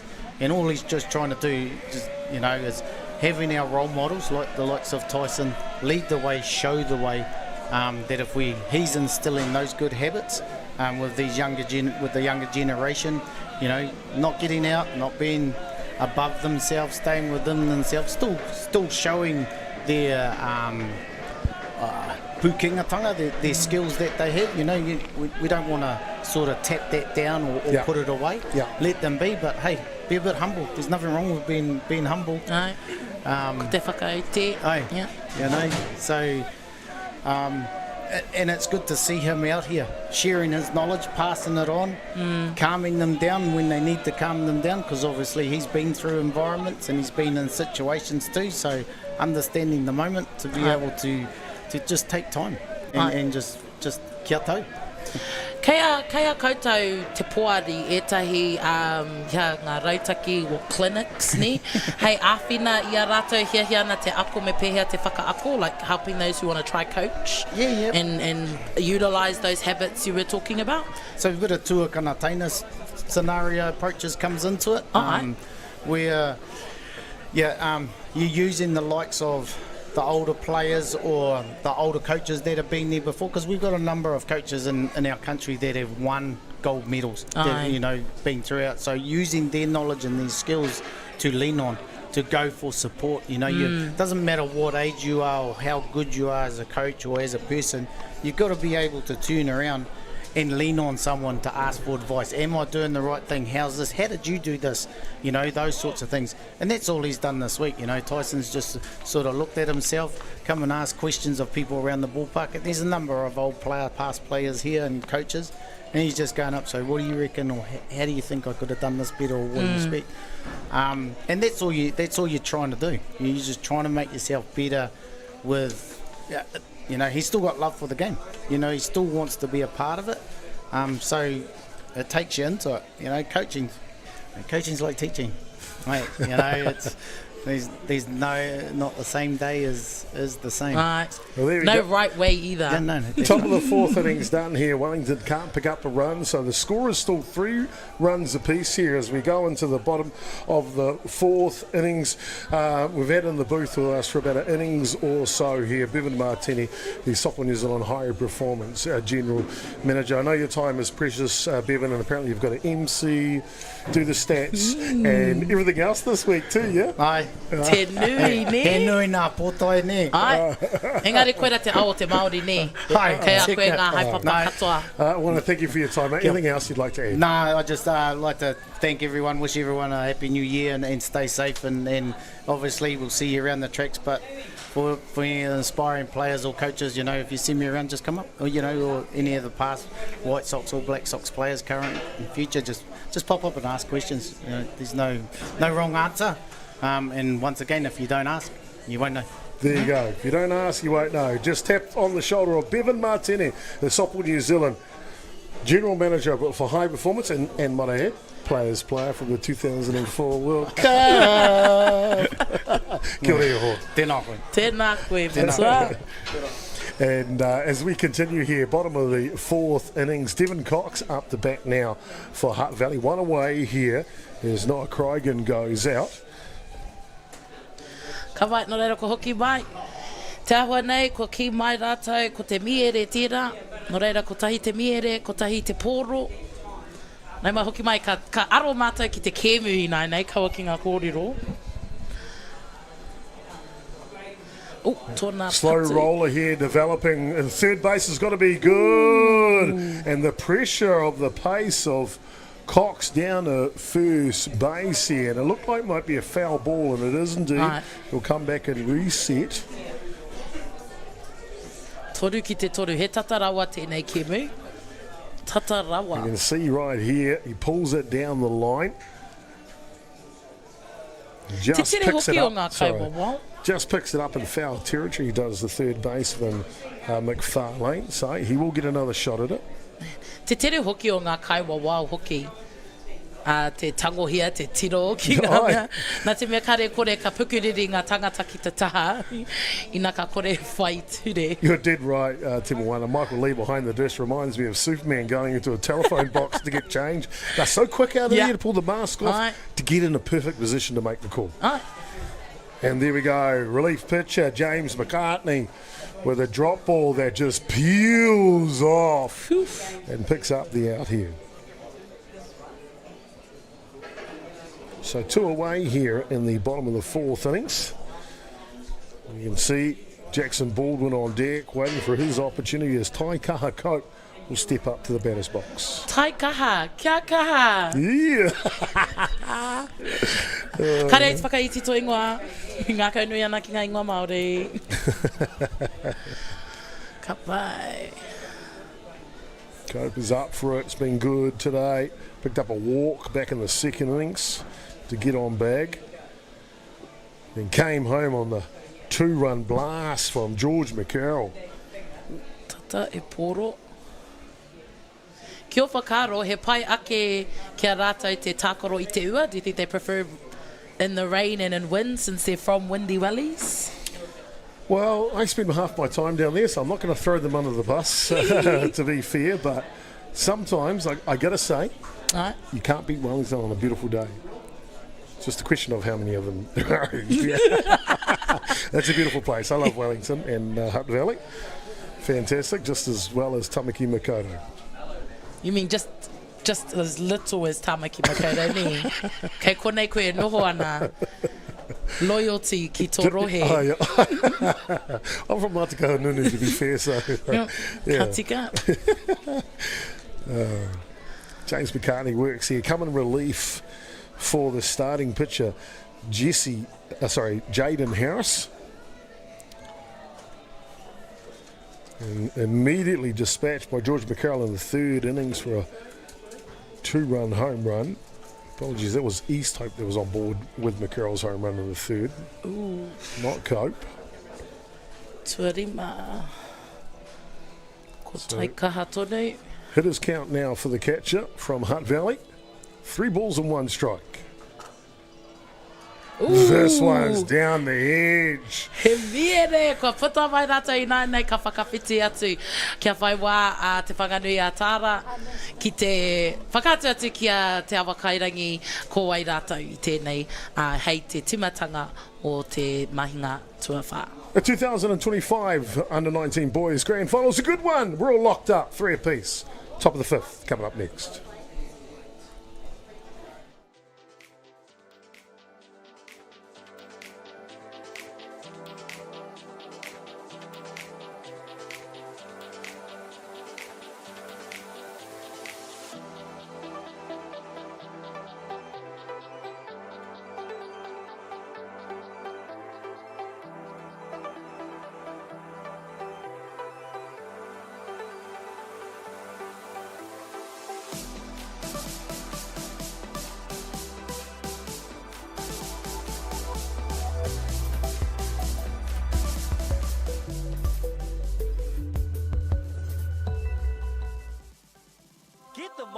Plus app. Download now on Google Play or the App Store with exclusive viewings and 100% ad-free. Quite like top tier. Watch us anywhere, anytime. Make Māori Plus your mate and stream now.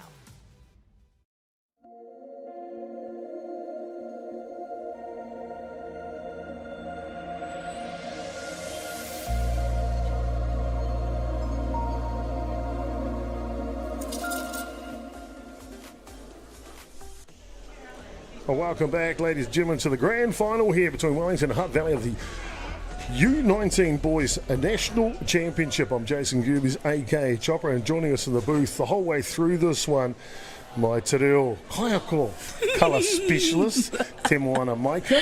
Tēnā rā tātou, nau mai hoki mai ki te kēmu nei, ko te whanganui a tāra raiwa ko te awa kairangi, ki whea, ki puke kohe, e whakanui ana e titiro ana tātou ki te whakataitai a motu o te poiuka mō ngā taitamatane i raro iho i te tau pakeke te kaumaiwa. Ko ai tēnei, ko te moana, he uri whakaheke no te aroa, no tainui, no tūhaurangi, no raukawa, no rotorua nui a kahu.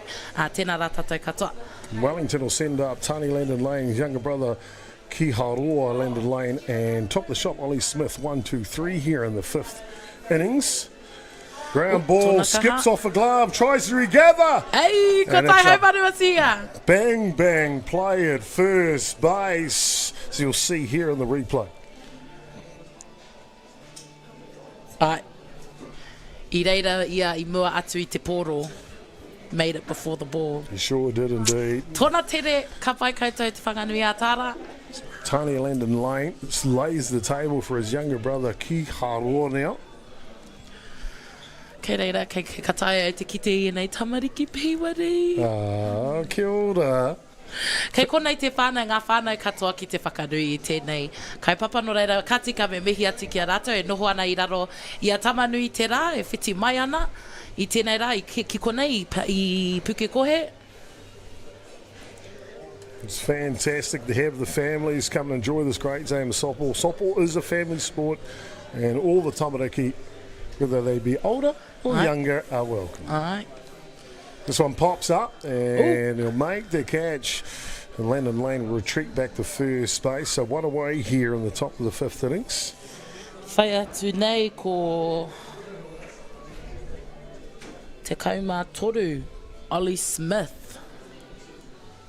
Top of the shop here, third at bat for Smith. Hasn't been able to get on base yet, but the centre fielder from Wellington is elite. It's only a matter of time. Right. One away here now. I mua atu I kōrero koe, aha kua ka pēnei te kēmu, like even if the game can be stagnant or whatever, it just takes a split second. Kua huri katoa te kēmu. You did right, a split second can change on a dial here, especially in a grand final, locked up at 3 apiece here at the top of the fifth innings. This one outside.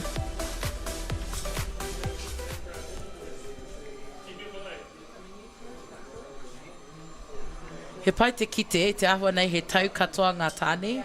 I te timatanga, I te pahupahu, engari I nai nei, e aro noa ana rata ki te kēmu. Kaua ki te whakatoi I a rau anō. Jaden Hita continues the work here for Hutt Valley. Inside. The infield left to play it. And can they get him? I don't think they can. He's just too quick down the line. Ollie Smith, an infield single here in the grand final. Ko tērā, nā reira I patua e ia, ki te taha Māui, ka tae koutou te kite, nā te shortstop ke, te poro I tiki, nā tōna kaha ki te whiu, engari I tai te tama ki reira I mua atu I te poro, no reira, kai te papatua tahi, papatua rua, te whanganui a tāra. So two ducks of the pond now for Wellington in the fifth innings. Second baseman drops it down. He's quick too. They won't get him. The ball gets away. Wellington may capitalise. One comes in.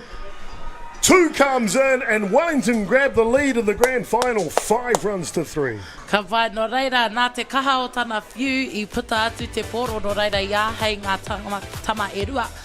Ki te oma tōtika, ki te kāinga no reira I tēnei wā ko ngā piro, ko te rima kia pōneke ki te whanganui a tāra, ko te toru kia te awa kairangi a Hutt Valley.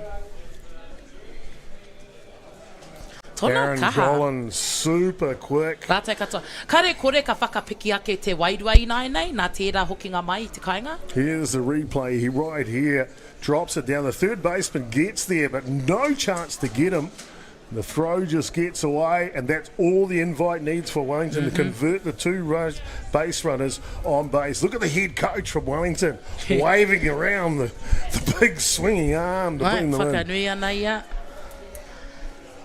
I ki au I mua atu, kare kore ka whakapiki te wairua naoni. From that, they'll be ready. Excited. Ooh, ia tēnei. A little slide into second base. And he is out going into second, and that emotion is still out there. We saw it from the get to the go in this grand final, didn't we, Timuana? And it's understandable too. Everything's on the line. Some of these athletes, it's their last national championship. Wai hoki kua toru whāmarama pia rātou e whakaharatau ana mo tēnei whakataitai. No reira, the last 3-4 months or however long they've been training so hard, kia whai kia tau mai ki tēnei kaupapa. No reira, ka tika, ka puta mai ngā kare a roto, I a rātou e tākaro ana. Engari, ka hoki atu ai ki te kai hepa, ki te kai whu pōro a Jaden Hita. No reira, kare anō rātou o te awa kairangi kia whakawhiti atu I a rātou kai hepa.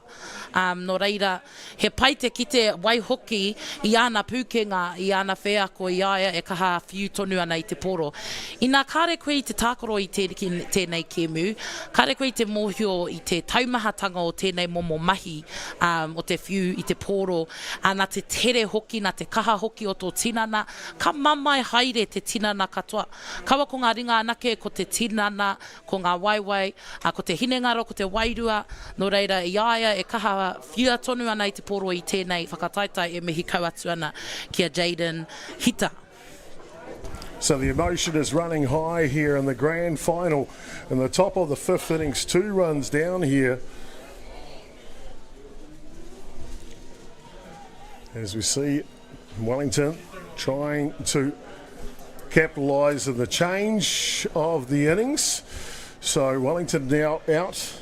Woo! Top of the 5th, and this one will sky up. Underneath it is Woolley at right field. Let's take a little look at that out earlier on, with Wellington sliding into second base. You can see here Golan taking off. It's a close play at second base. And Aesop's not happy about the contact. That's the reason. See him tipped over on his bum there. That's why there was a few words spoken at the end of it. Well, it's got a bit of everything, ladies and gentlemen. The top of the 5th is done. And it is Wellington that have picked up 2 runs here.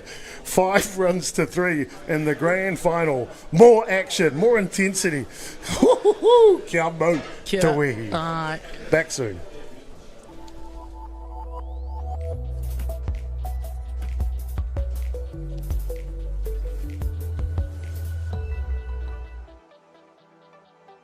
Tēnā koutou tamariki mā. Ona mai ki tamariki hā. Mai mai ia. Download Māori Plus. Download it, download it, download it. It's easy. Free.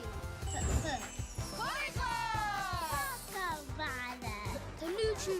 Te whāna kuana. Island of Mystery. Wongana. Tūhura. Ona mai ki tamariki hā. Download Māori Plus. Please, Mum.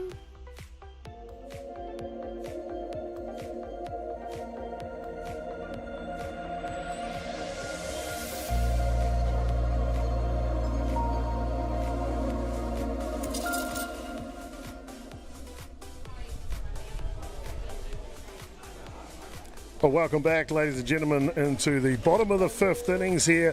Boy, it's been a good one. Wellington, they opened the scoring with 3 runs in the top of the 1st innings. Hutt Valley replied with one of their own in the bottom of the innings. As you see, the emotion this game has been played with has simply been outstanding. Put your body on the line, collisions galore. And we have got ourselves a real grand final. George McCarroll hits a 2-run home run in the bottom of the third innings. And then Aaron Golan causes a little bit of commotion as he scores 2 runs for Wellington in the top of the 5th innings.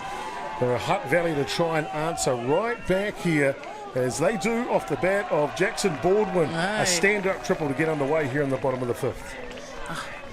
Kare kore he timatanga pai tēnei mā te awa kairangi, nā ngā mahinga o te whanganui atara I taua ake, top of the bottom of the 4th. Ka vai ki te tātou I a rātou I a ia e whakamahi ana I tōna tinana kia tai atu ki te tua rua, papatua rua, engari aha koa kari I whiwhi I taua tūranga, koe konei a Hutt Valley ki te whakatu atu. Kei konei tonu, tata tonu ngā piro, ka taia tonu. Nō reira, oke a ururoa te a Hutt Valley. Hutt Valley looking to answer right back of those 2 runs scored by Wellington at the top of the 5th innings.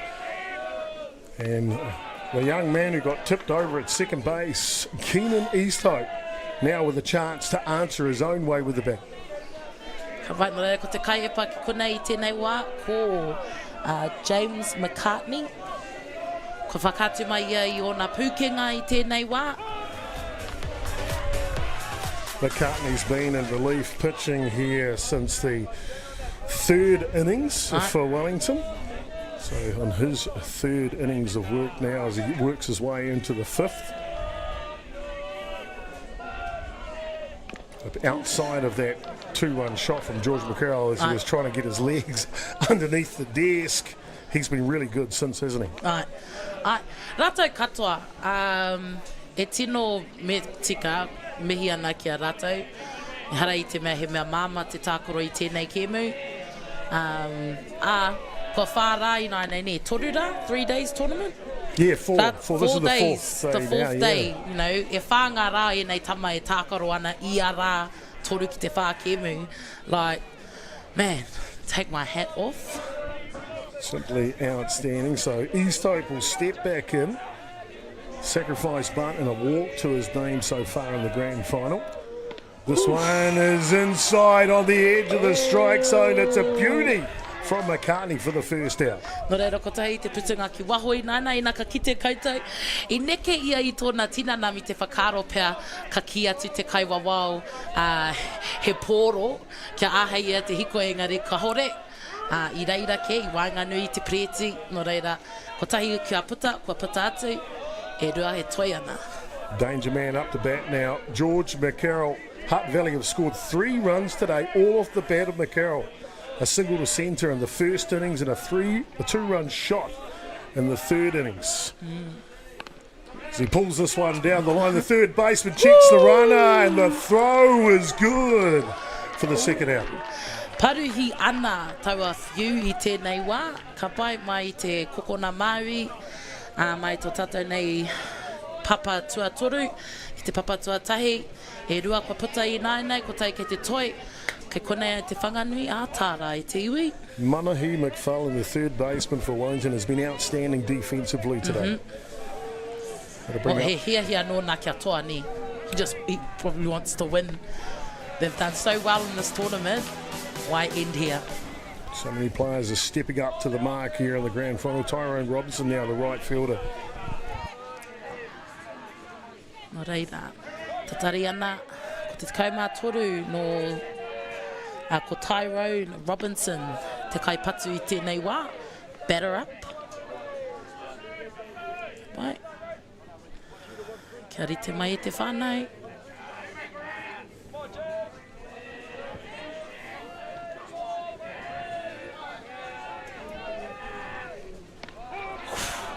Ai, kare ai te rongo, nā te me kei roto nei ai. I was like, kare ai te rongo I te. No, he pai te raki ai. Tyrone Robinson, 15-year-old right fielder for Hutt Valley now. Big opportunity, trying to convert. Baldwin, 60 feet away at 3rd base. A big swing there on that rise ball, goes back to the screen. Ai. O ko te painga I hono atu ki te poro hoki, hara i te mea mama i a koe i tū ana ki reira, he hara mai ana i te pōro tere nei, katahi me whai pānga ki te pōro.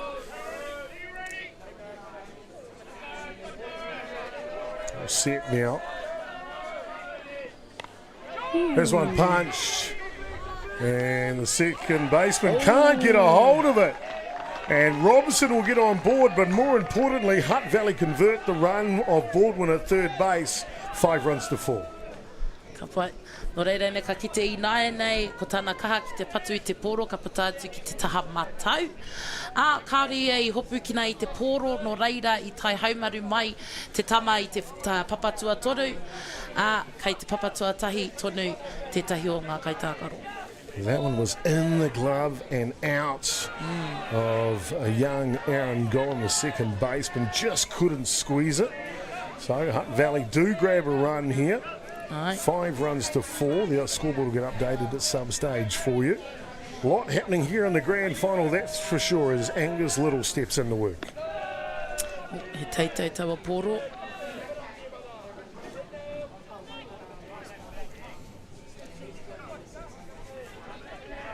Ka pai no reira.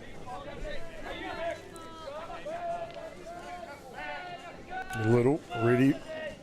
And drop ball is good from McCartney as it cuts it on the legs.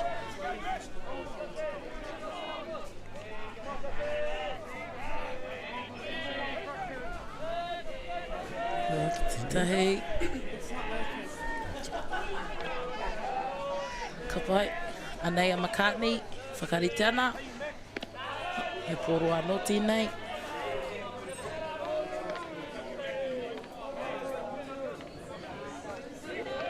He had te pōro pai ki a koe, so when you were hitting, ka pai, what ball you used to get scared of when they used to come to you? Yeah, all of them, to be fair. Drop ball, rise ball, curve ball, change up, all of them had me nightmares, to be fair. I told you I was the participation certificate player in my career, so I'm not too sure what answer you think you were going to get then. But I tell you what, the likes of McCartney and Harris and Hita here in the grand final, boy, they can throw, can't they? Rātou katoa, ko tino ki te i te kaha, i te mārotanga hoki.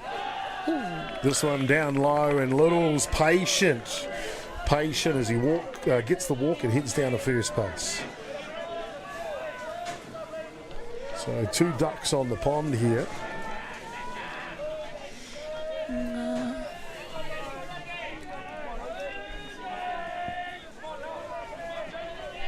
Ka pai. I patua e ia ki te taha Maui, nā te tana taha. Ka puta mai i te tangata ki te papatua toru, te kaumā toru a Tyrone Robertson. No reira, ka whakawhiti atu ngā tīma e rua a pōneke rāua ko te awa kairangi. I tēnei wā kei te toa tonu, te whanganui a Tāra. It was simply outstanding. 5 runs to 4 here in the grand final. More action when we come back in just a moment.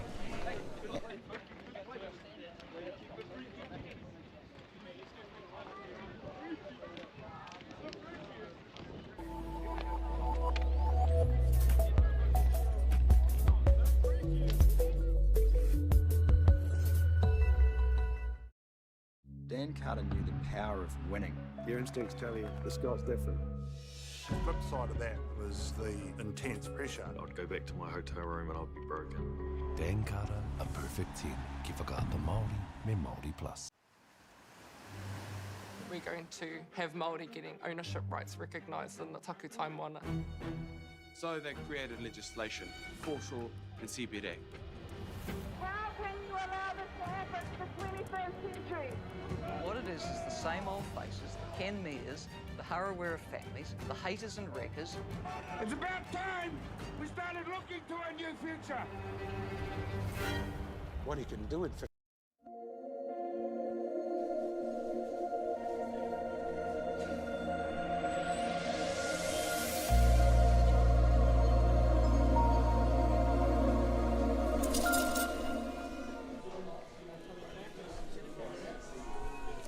Nei mai hoki mai e te whānau, e rātou koutou katoa e mātakitaki e whakarongo ana i te kāinga, i o wire, i o iPad, te hātu rānei, kei a koutou te tikanga, nau mai, whakatau mai ki puke kohe, ki konei, ki tāmaki, mātou mātakitaki e whakanui ana i te whakataitai a motu o te poiuka mo a rātou, ngā taitama tāne i raro iho i te pakeketanga o te kaumā iwa.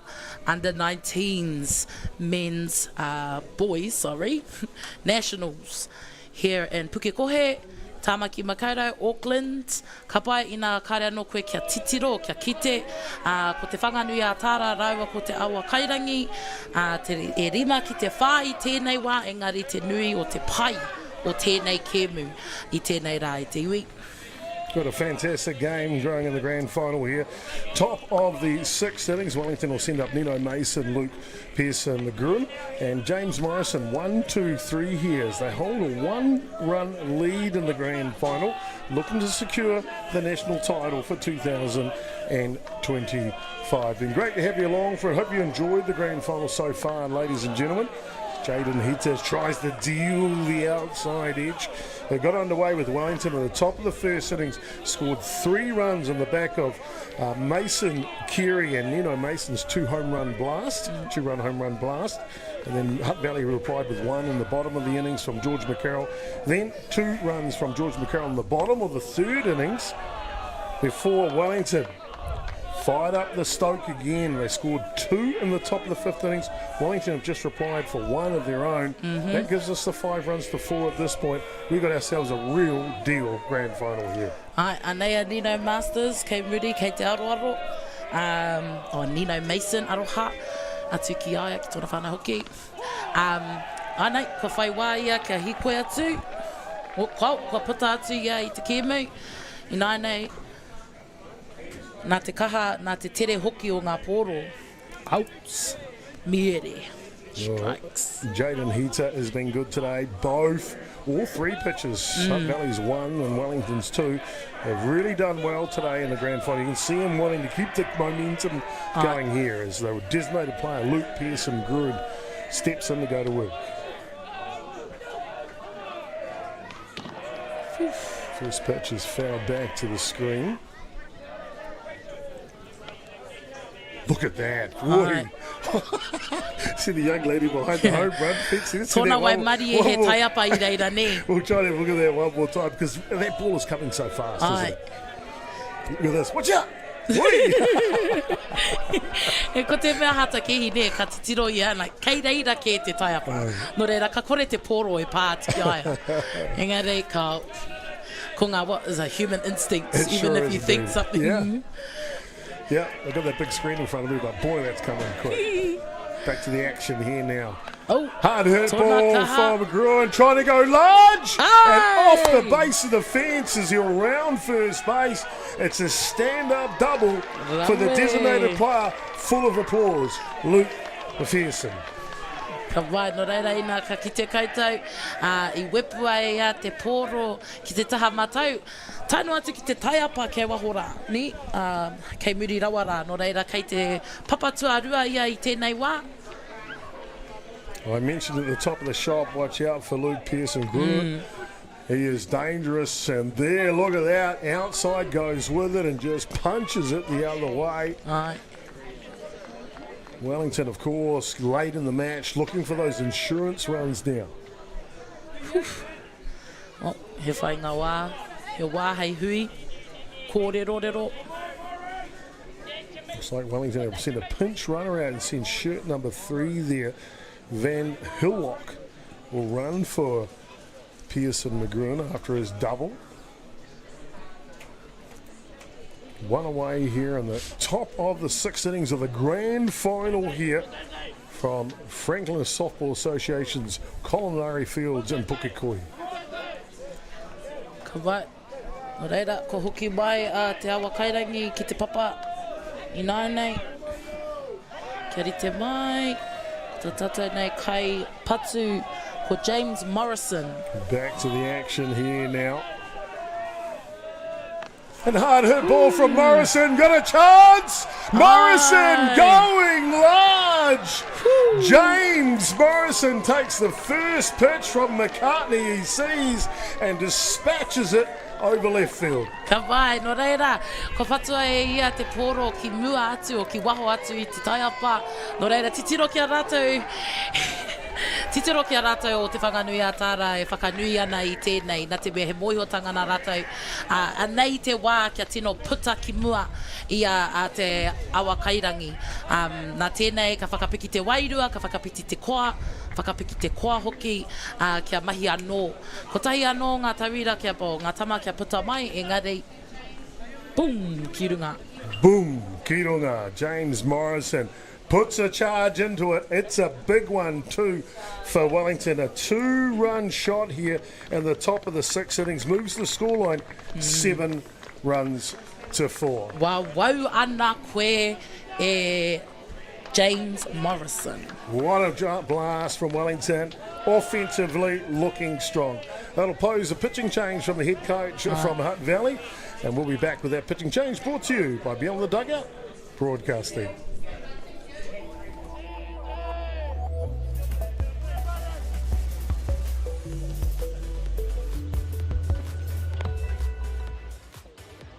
Māori Plus app. Download now on Google Play or the App Store with exclusive viewings and 100% ad-free. Quite like top tier. Watch us anywhere, anytime. Make Māori Plus your mate and stream now.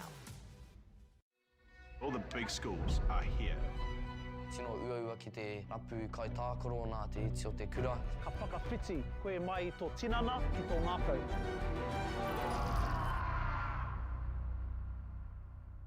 Okay. Let's go then, eh?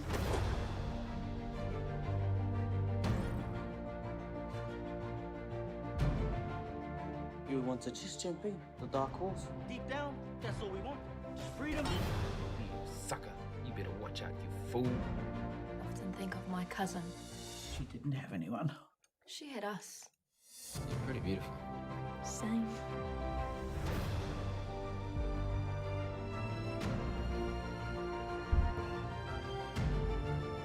We're going to get you back, Mata. I promise. Kiriata no Aotearoa, ki whakaata Māori me Māori Plus.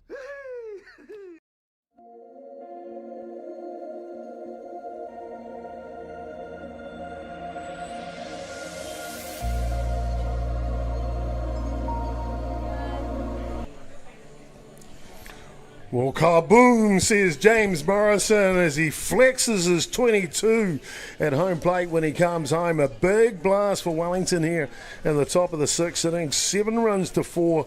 They lead now as he'll pass the baton on to the hard-hitting Tani Landon Lane.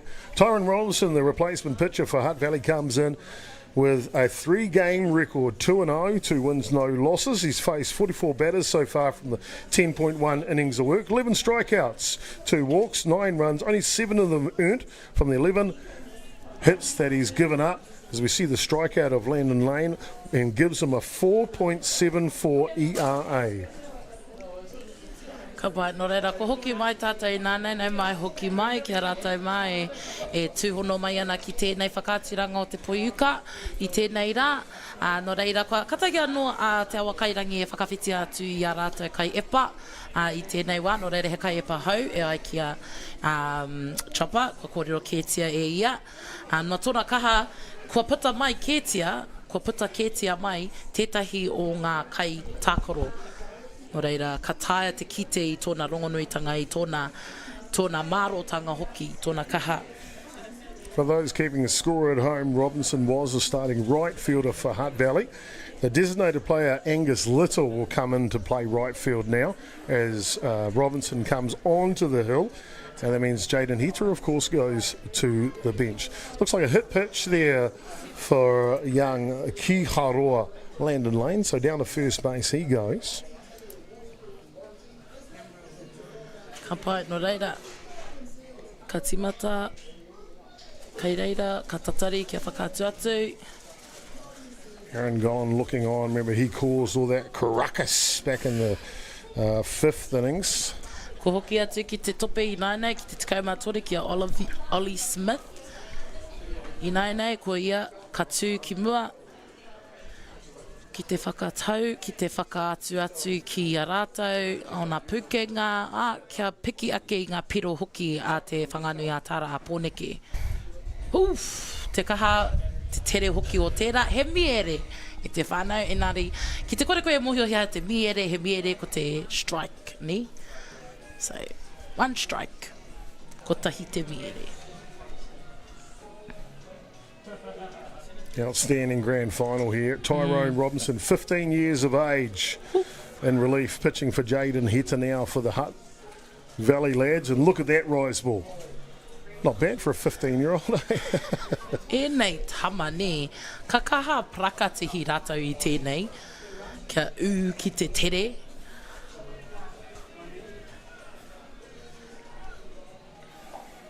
Here's another rise ball. Runner will go, and he is gone. Stone cold Steve Austin at second base. Ka wai, no reira, i nāi nei, ko puta ngā mea e toru, ngā tangata, ngā tāne e toru. No reira, kei te whakawhiti atu te whanganui a Tara raua ko te awa kairangi. Anei ngā kai wawau, e whakatau ana i te wairua ki raro rā. That'll do us through the top of the 6 innings, but it's not before someone decides, guess what? We're going large again. James Morrison, 2-run shot. Wellington lead 7-4.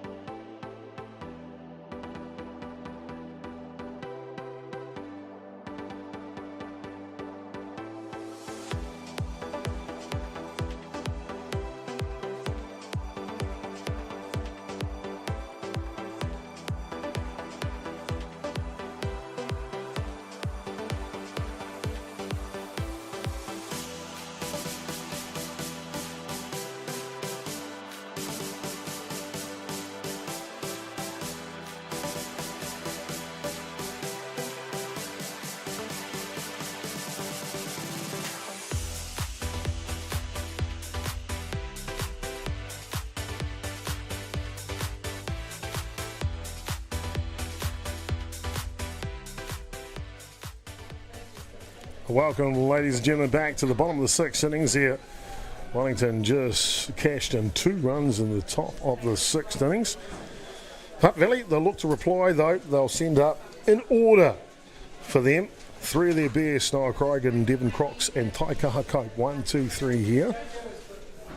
Tēnā tātou katoa. No reira, he kai epa hou tēnei a te tekau mā tahi ko James McCartney. Kua tū ia i ngā wae I nāi nei, engari, kua tino whakātu mai ai tōna kaha i aia e pāna i te pōro. No reira, ko te tūmanako, kia puta mai i rātou katoa. Kia whakawhiti tere ake ne. Tata ki te whakamutunga ko te hiahia nā rātou kia toa. Tino Tata, this drop ball just above the top of the strike zone.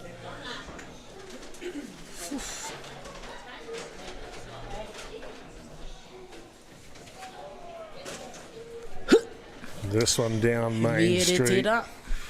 Noah Crigan, power hitter for Hutt Valley. Knows his job is just to get on base here for his teammates. This one pops up, looking to drop it into Texas Leaguer, and it works. Inside out swing off the inside part of the bat, and Crigan is the lead-off runner on. Ka wai naka ki te koe, i teitei haere taua whiu i te poro, taua patu i te poro, engari ki wainga nui i ngā kaitākaro e rua no Pōneke ka taka i te poro. No reira, kai te papa tuatahi a te awa kairangi i tēnei wā. And Cox now with a sacrifice bunt. Down at first base, and it's textbook as he'll move Crigan over to second base for the first out here in the 6th. Wai. No reira te ahua nei hiahia na kia haere aha kua pōturi mai, kia neke i a papa. He raitaki pia tēnei no o te awa kairangi. Hutt Valley, in my mind, need to convert Crigan from second base this innings. Just mentally to put something in the back of the mind of the Wellingtonians. Taikaha Cope now. First pitch to him outside.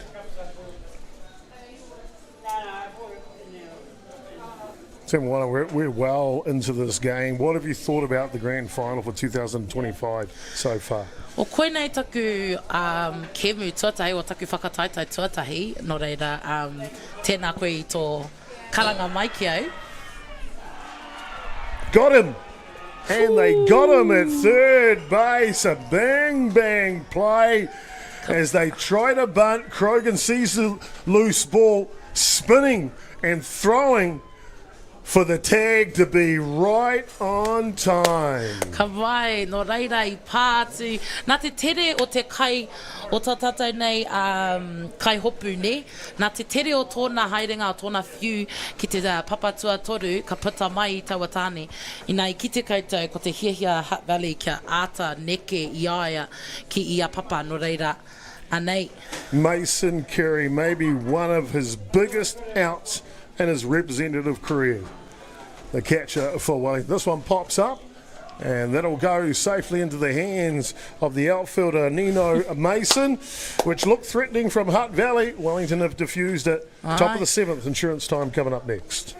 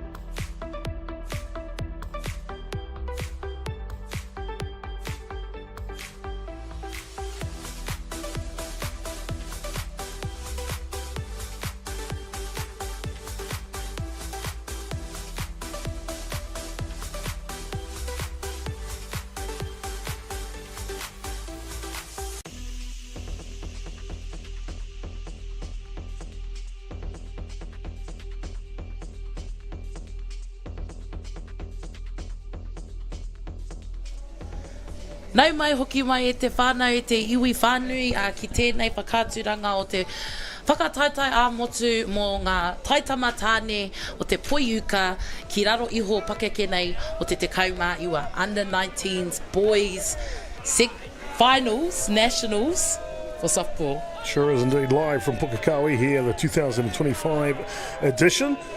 And Wellington are looking to try and capitalise. They've scored 4 runs in the last 2 innings, 2 in the 5th, 2 in the 6th. Aye. Help them push this margin out to 3 here. 7 runs to 4. In the 7th innings here of the grand final. Relief pitcher Tyrone Robinson starts his 2nd innings of work. So he came in relief in the 6th. And he's going to face some of the best hitters Wellington have got here this week, that's for sure. I mua atu I te bottom of the 6th innings kapa I ki te mātou nā te tere o te whanganui a tāra I puta rātou katoa ngā tiko toru no reira I whakawhiti tere mai rātou ko te tūmanako kia haere tonu a te whanganui a tāra whitu ki te whā I tēnei wā. And Robinson says, I don't care who the batter is in front of me, as he just drills a low lifter on the outside edge for the first out. So Smith goes down on strikes. Titiro ki tōna e o nā hoa e whakanui ana I aia. Koe nei te painga o te mahi tahi ne I a koe tākaro ana. Ko te he whānau rua me ki. Aaron from Colin, the second baseman for Wellington, has been good today. 2 from 3. Single to shortstop and a single down third base, which caused 2 runs on the hurried throw to first base. Talk about a table setter, he is one of those for sure. O e mohio ana a te awa kairangi he motuhake tēnei innings ni. Nā te mea me whakawhiti tere kia whai piro kia rite tonu kia pōneke.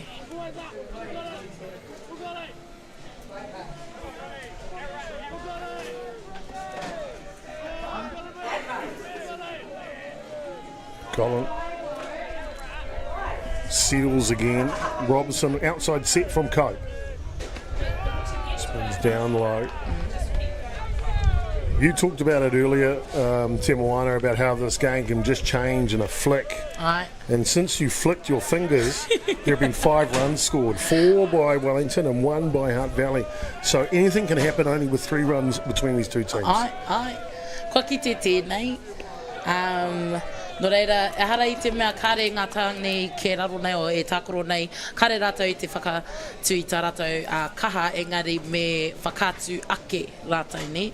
Kia kaha ake I tēnei wā. So, a walk issued to Colin down to first base to bring up the ever-posing dangerous hitter. Third baseman defence has been good today, Manahi McFarlane. And he gets on the back of the first pitch, trying to go long, and into the secure hands of the replacement right fielder. Young Angus a little. So, 2 outs now at the top of the 7th innings. Ka pai, engari kei te tapapa tuatahi ke, ko Aaron Golan.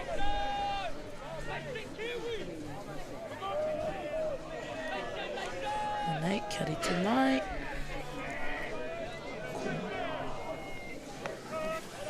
Wai tēnei, ko Mason Carey. Te kaipatu I tēnei wā. 13 runs scored in the grand final. What a spectacle. It's been played with passion. Aye.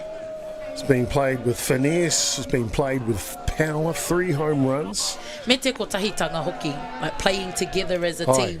Aha kua ngā aupiki, ngā auheke, e whakatena rātou I a rātou anō. They're continuously encouraging each other, regardless if they've missed something or point systems, he hātu rānei.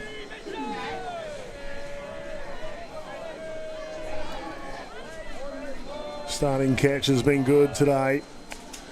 And he punches this one foul down the line, does Mason Carey. Kia tūpato whānau mā. Kei te mai noho tatana ki ngā taiapa. Kei patu. Kei mamai. So I think it's Mason Carey. It's like Mariah Carey, I believe.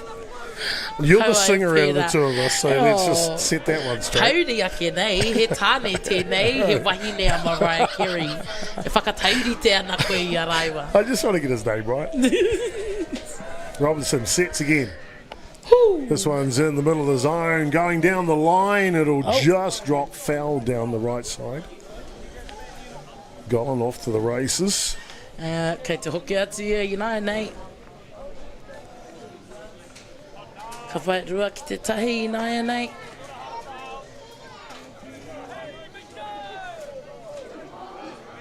Kia kaha kia. No. High set by Cope behind the dish.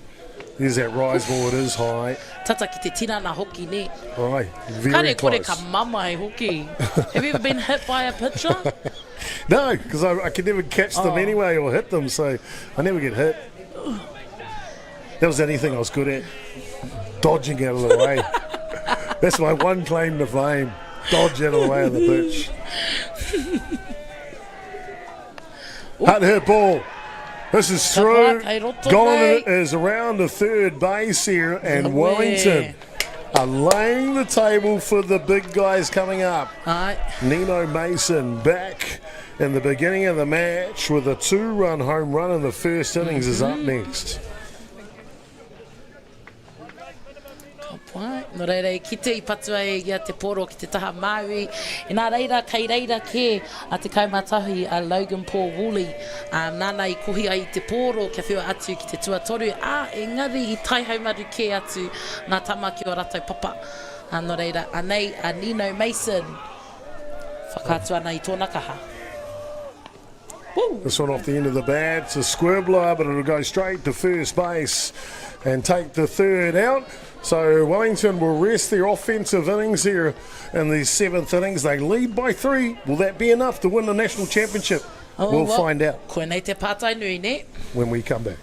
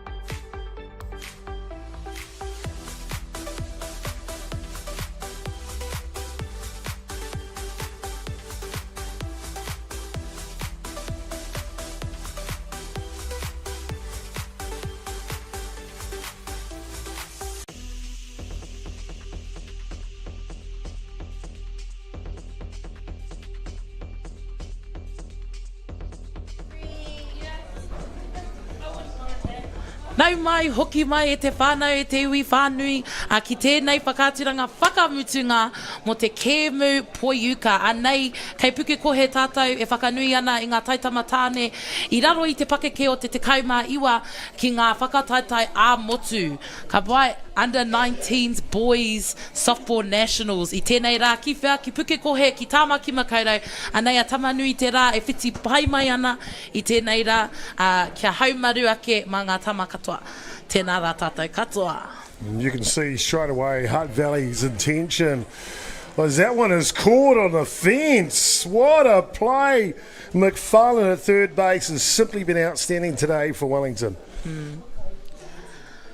Ka wai, no reira, ina ka tahi anō koe ka hono mai. Nā te kaha o te whiu a te kai epa, i whiua atu ki te taiapa, ka tahi i hoki mai ki ana ringa, kia hopu kina, kia puta atu. No reira, i tēnei wā, ko puta atu ko tahi o ngā tāne no a Hutt Valley, and kei te kaipatu o tēnei wā, ho, te taia te kite i tōna tuara, ko te nama whā, ko Tyrone Robinson. Bottom of the seventh innings here as McCartney continues to work in relief for Wellington, trying to secure the win. It's straight back at him. He'll throw it over. In time at first base for the second out, and just like that, in a blink of an eye, Wellington are 1 out away from a national championship. Ka pai. No reira, ina kua mātaki koe i te kēmu katoa i tēnei rā. Kua kite koe, kua whakapau kaha ngā tīma e rua aha ko te aha. Engari ko te whanganui a tāra te ahua nei e whakātu marika ana i o rātou pūkinga i tēnei wā. Ko te hia kia hoki atu ki te whanganui a tāra me taua taonga kia tohu ai ko rātou ngā toa o tēnei whakataitai motu hake. Jackson Ball and him went at the first pitch to get on base to start this innings for Hutt Valley. Tyrone Robinson now, the 15-year-old. First pitch he sees is right down the tram line for strike one. He miere, koinei te miere tuatahi. Hutt Valley, Wellington, 2 years ago, under 17 grand final. Went extras. That day it was Hutt Valley's day. This day is up the middle for Robinson. He's not given up. Rounding the corner is Baldwin with you there. Play at the plate. No, he is safe home. Hutt Valley not giving up here in the death of the game. And they drive that one in for their fifth run of the ball game, now within two. Nā te kaha o tēnei patu a te kaumātoru no te kai no te awa kairangi a Tyrone Robinson. I hoki haumaru mai tōna hoa ki te kāinga no reira i nāenei e rua ngā piro te rere kētanga o a raua o tēnei kēmu. The designated player moved to right field. Angus Little now steps up for Hutt Valley. And just imagine it, ladies and gentlemen, he is the tying run at the plate. Oof. Pitch is good on the outside edge. Mere tuatahi tēnei wā. Tino Tata, look at that.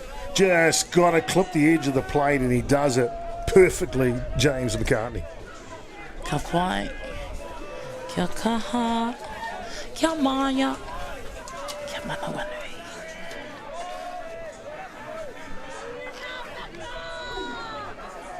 Big moment. McCartney. Drop ball's good. Drop ball's good. And it's Wellington that win the national championship here in Pukekohe for 2025. 7 runs to 5. No reira, katai anō tātou ka kite, ko wai ngā toa, ko wai kua hua I tēnei whakataitai mo te hake ko te whanganui a tāra Ko te whanganui a tāra tā tātou nei kaitoa I tēnei tau. Ahakoa ngā painga, ahakoa ngā mārotanga, ahakoa ngā te kaha o te awa kairangi, kei konei ngā hua o te whanganui a tāra, ngā toa o tēnei whakataitai e mihi kauatu. Nei a māti here e tuohua nei ki a koutou tāne mā. Just taking a moment to witness the champions celebrating, the head coach making sure his men go over and pay their respects to their Wellington Harbour neighbours. And Poneke there in the 04, much respect for each other. They played the game the right way, with passion, with dedication, with flair, sometimes sweat, sometimes a bit of blood. It had a bit of everything today, the grand final. Te Moana, your thoughts on the match? Me te mea hoki, ina I konei koe I mua atu I te kōrero matua mātene I mua atu. E pāna ki te u, ki te kēmu, ki te kaupapa ki ngā uaratanga, ki ngā mātāpono tika o te kēmu nei. And ko whakatinana ke e nei tāne I era mātāpono. Ko te whakaute I o rātou nei kai whakahaere, ko te whakaute I ngā kai wawao, ko te whakaute ki a rātou anō I roto I tēnei kēmu. Ahakoa ngā taumahatanga ki te toa, ki ia tīma, I ki te mātou, I te haumarutanga, I te aroha, I te wehi hoki a rātou I a rātou e tākaro ana. I'm going to come back to you for the Beyond the Dugout broadcasting player of the match shortly, Te Moana. This game got off to a hot start. First innings, 3 runs from Wellington on the back of a Nino Mason 2-run blast to get them underway here with passion and power. Hutt Valley, they replied with one of their own. George McCarroll drives in a run, and then the bench is empty. The passion is boiling over in this grand final. We go to the bottom of the third. McCarroll's not done. A 2-run home run over Centrefield, and this locks this game up at 3 runs apiece. And then fast forward to the 5th innings. This is when the game came alive again. 2 runs scored in the top of the 5th by Wellington. 1 run by Hutt Valley in the bottom, and then 2 in the top of the 6th on a 2-run shot from James Morrison. Proved to be the difference offensively. Robinson did pick up a consolation run for Hutt Valley in the bottom of the 7th innings. But what a game, 7 runs to 5. Wellington reign out champions for 2025. Your Beyond the Dugout broadcasting player of the match. Ka vai, ko tā tātou nei tangata rongonui o tangata o te kēmu nei, kai tākaro o te kēmu. Ko te nama te kaumātahi James McCartney. Nā reira, ina karekui kite ko ia te kai epa mo te tīma o te kapa o te whanganui a tāra. Ahakoa I puta mai ia I te wāhanga tua toru. I tino whakapaukaha ia I aia I runga I taua taumata. I nae nei, ka tae rātou te whakanui I a rātou toa, I a rātou tīma, I a rātou kapa, I a rātou whānau, whānui katoa. A nei te mihi nunui kia koutou o te whanganui a tāra, ko koutou ārunga. You heard it here, ladies and gentlemen. The Beyond the Dugout broadcasting player of the match goes to the relief pitcher, James McCartney. 4.5 innings of work as he earns the victory here today. Gives up 2 home runs, but steadies the ship to get the last strikeout. What a performance from the young hurler from Wellington. Got to mention, of course, the 2 home runs for Wellington today. Nino Mason and James Morrison's 2-run shot in the 6th inning offensively gave them the breather that they needed. What a game, ladies and gentlemen. What a game indeed. Don't go anywhere. We'll give you a highlight package, then we'll come back for the prize giving here and momentarily for 2025 to see who will be named in the tournament team. Who is the MVP? We'll find out soon. We've got a cute looking MC. We'll come back to Bevan Martini in just a moment out on the diamond. What a game. Congratulations, Wellington. Commiserations to our friends from Te Awa Kairangi, Hutt Valley, but a gallant effort. A gallant effort in the grand final. They gave it all. They gave it all. E rua hoki a raua kēmu I te rānei ni. 2 games today, and they still showed it out no matter what. So, e mihi au ki atu ana kia rātou. It is indeed. There you go. They are the victors. Wellington, enjoy the highlight package. Don't go anywhere. Prize giving coming up at the end of it.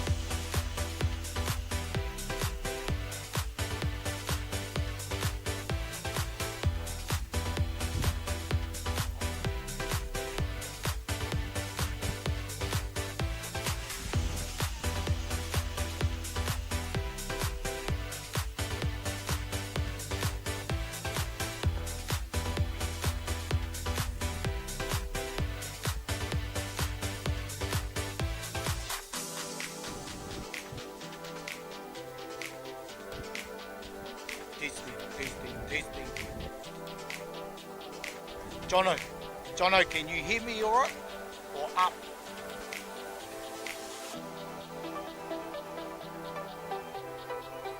Jono, up, up.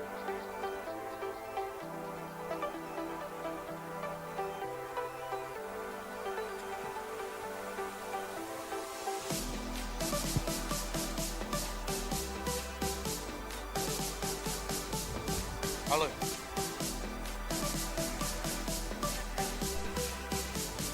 Hello. Hello. How's that? No? Say so.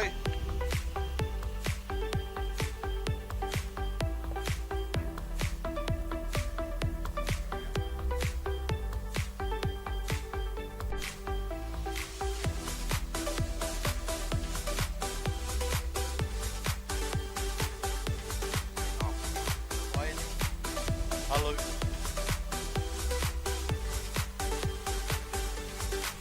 Jono. Fine. Big. Is that better?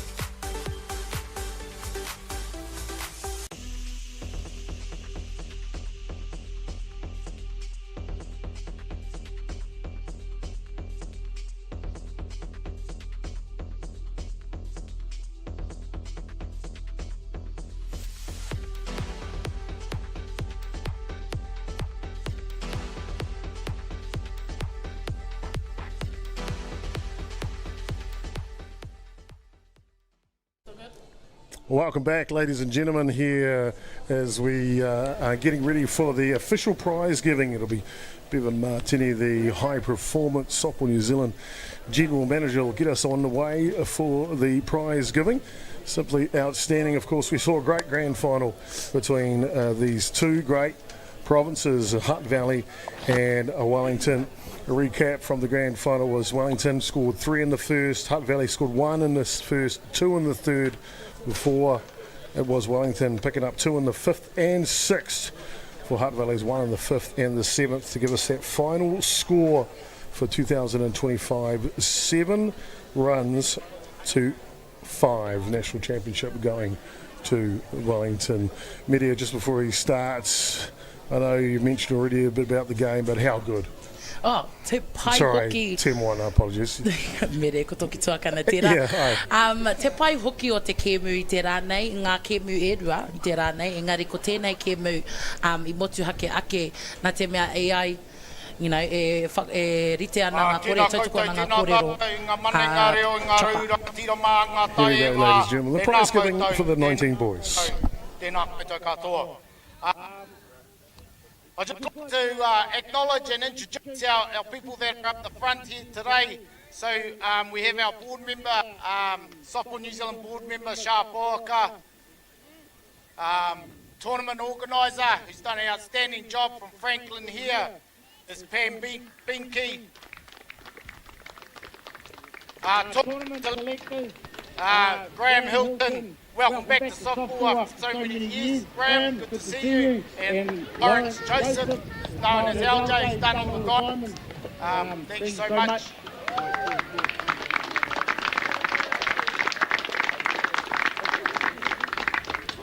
And obviously, we have Amy Russell from Softball New Zealand, the manager, and myself, Bevan Martini.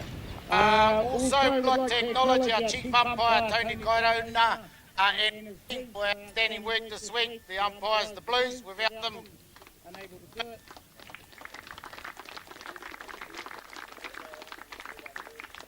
Also, which is new to me, I got to see Cora Dolan and her team. They go behind in the stack, get given, and all the work they put in. It's not just they walk from here, but then there's like another hour and a half of work once they go in and produce all the work. So to our team of scorers that done an outstanding job, and obviously your own team, acknowledge them.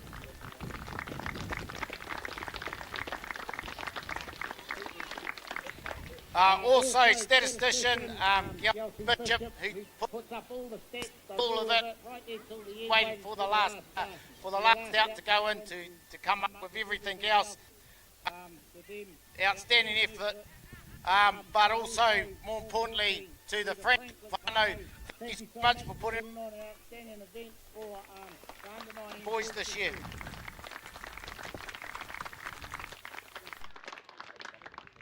I'd like to call up, acknowledge Hutt Valley and Wellington and all the teams, but great to see the final go down to the wire and it wasn't a blowout. To both teams, congratulations, an outstanding effort, a great spectacle you put on to set our season off. Well done, congratulations. I'd like to call on Hutt Valley, runner-up of the under-19 boys, and we'd like to call Carol up, please.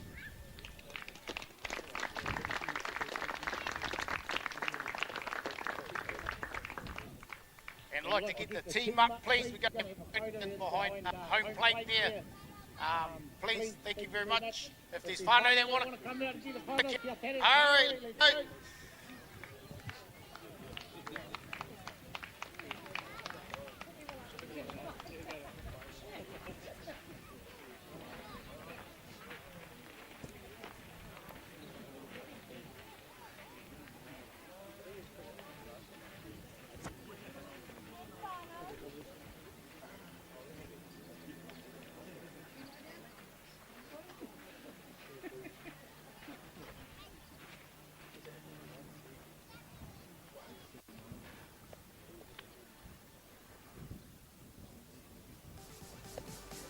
Round of applause for our runners-up, Hutt Valley.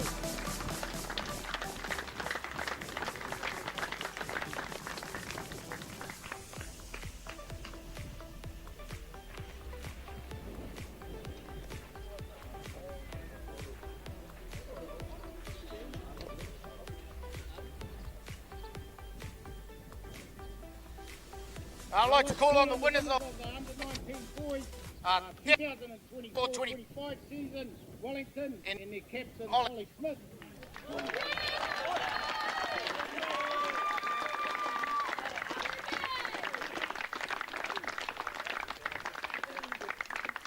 Ollie doesn't actually know this, but once he receives a trophy, he's going to come and take the mic off me and introduce his team to you as they come up and collect their winners' medals.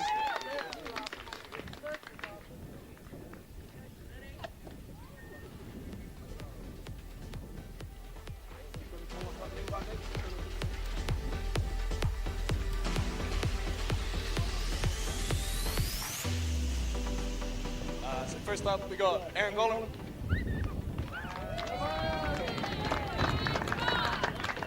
Jason McCartney. Hot Dog.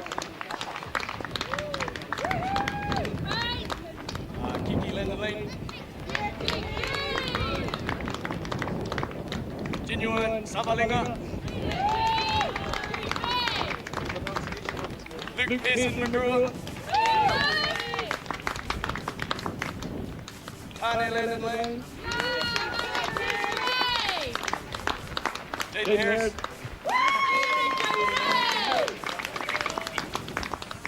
Money McFarlane. Nino Mason.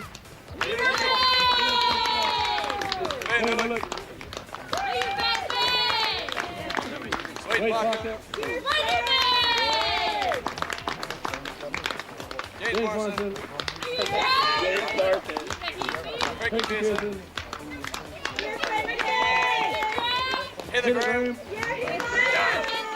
Daniel Morrison.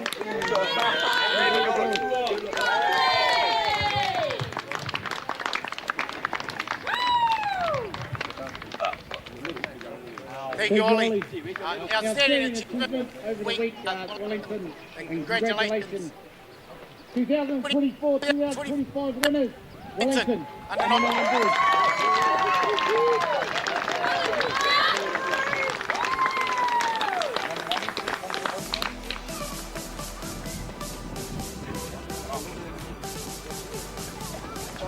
Once again, Pano. Come out into the middle. Stand on the sideline.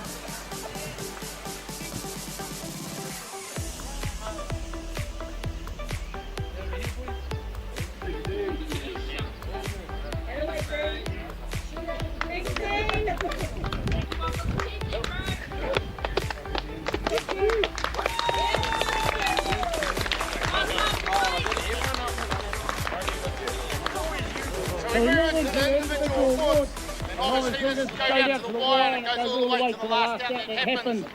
It's been outstanding this week to see the calibre of softball played out right through. So well done and congratulations to all. So top batter, Max Russell. Hello.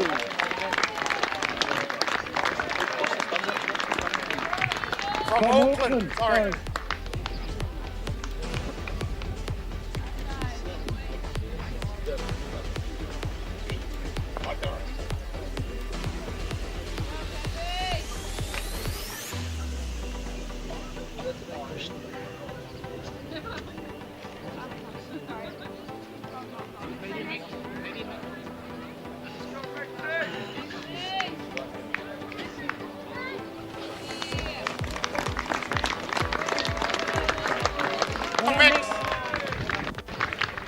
Top pitcher with an ERA of 1.40 from Wellington, James McCartney.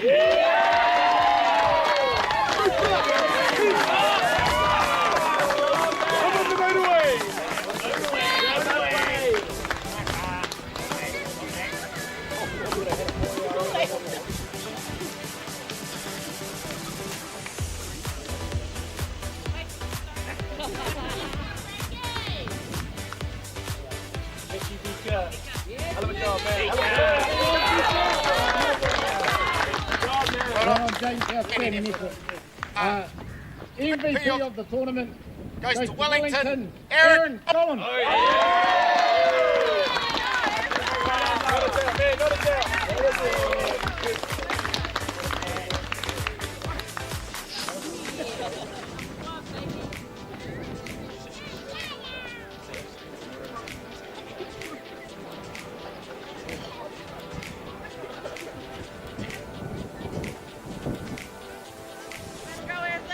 Hey, Tony Gully.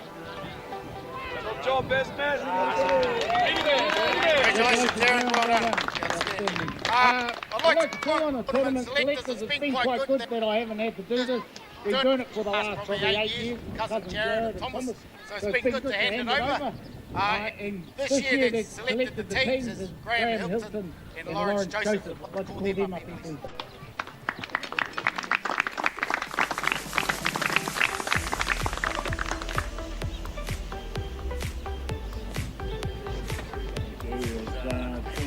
Between drinks and 80 now. The last time I selected the side was 1984 when we picked the first series winning men's team, and then the next year the under 20s who won their world championship. So it's been 4 years since the team. But what both Lawrence and I noticed in New Zealand softball is that when you get guys going like the baseball way, trying to go to the fence all the time, and our strength in those early years and the following years when we won championship after championship was we played the short game. And so Lawrence and I both looked at pressure batting through these first 2 days, and also the successful number of bunts. And just to add to the MVP, the bunting percentage was very bad, wasn't very good at all. And that's why we picked Aaron to be the MVP, because he broke the final open with a bunt. And what happened, the error happened at 1 and 2 runs scored, and that put them ahead. And they didn't look back after that. So that's what our philosophy was for this tournament. So when we select the teams, but first of all, before we go on to the teams, I'd like to thank the management of all the guys that brought teams to this tournament. You do a phenomenal job to bring new players into the game, the tournament, and that's where you learn the softball here, right here. So I'd like to thank them. So let's start announcing the teams. We'll do the New Zealand team first.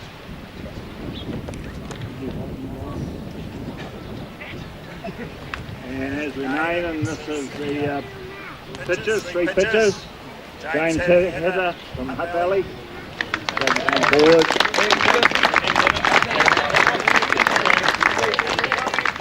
James McCartney from Wellington.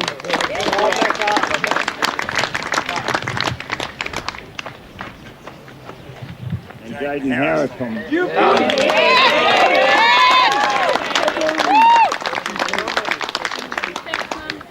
And we've got the catchers, we've got Mason Carey from Wellington. And you can follow that Colin Roberts from Auckland.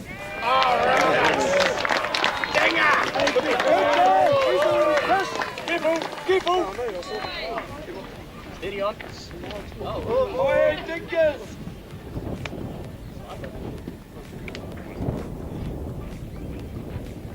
We picked just infielders, not any particular position. Infielders you can play anywhere. And the first guy is Jack Baker from North Harbour. Aaron Golan from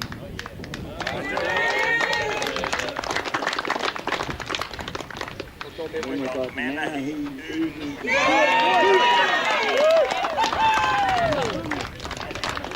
Colin Lawrie from North Harbour. And we've got Jason Wall from Hutt Valley.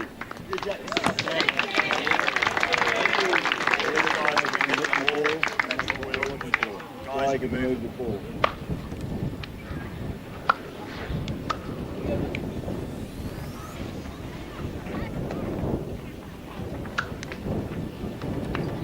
Just going to group with our fielders. Oliver Smith, Wellington. Logan Lee, Hutt Valley.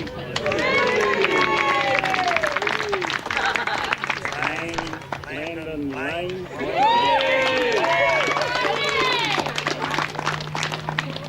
This guy would have been an infielder, but he made 20 years in his last game. But he was the top batter. Thanks to Miss Russell from Auckland.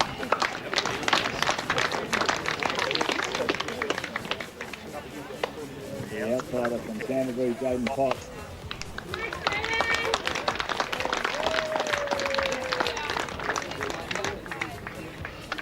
The coach who has to come from Wellington.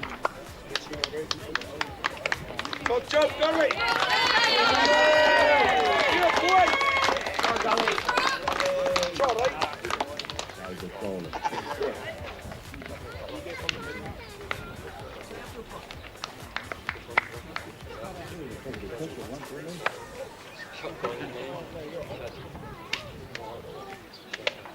So that's the New Zealand side. So the scorers picked the manager for the New Zealand side, and that's Dawn Newton from County.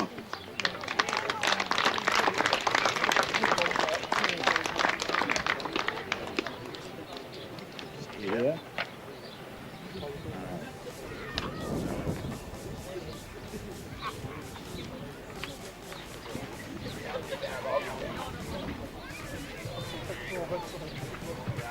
So while this photo's getting taken, they'll also, our two selectors have named the breast team as well. So they'll come here and then they'll announce the breast team.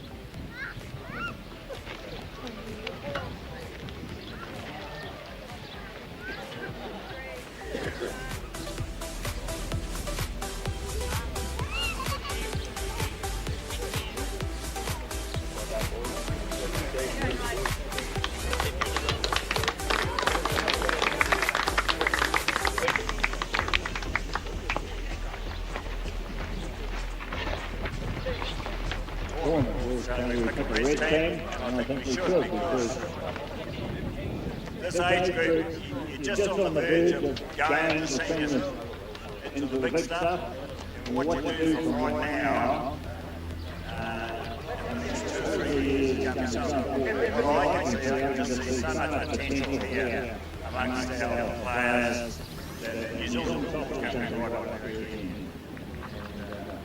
So here's the rest team. Pitches.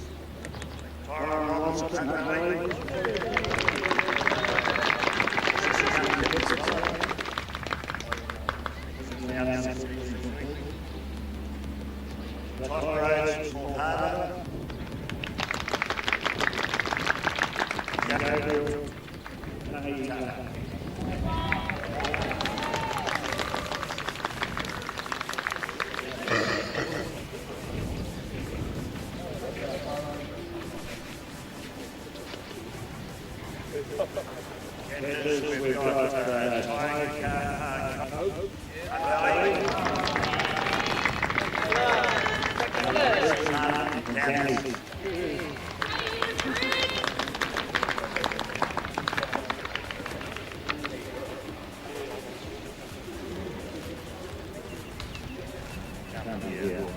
Infield, we've got James Morrison, Wellington.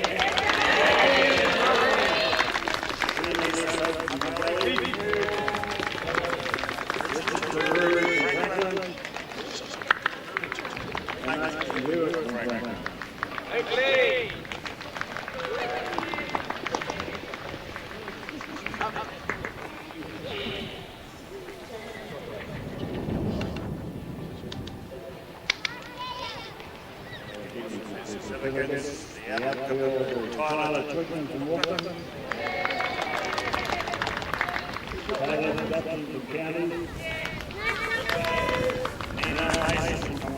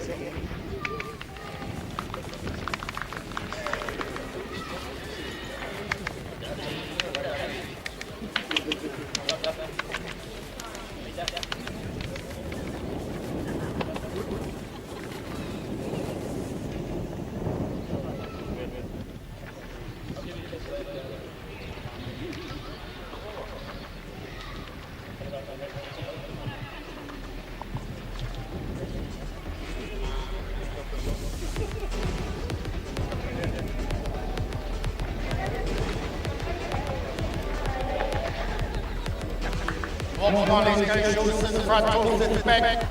Jump up in the middle. Let's go. Insole.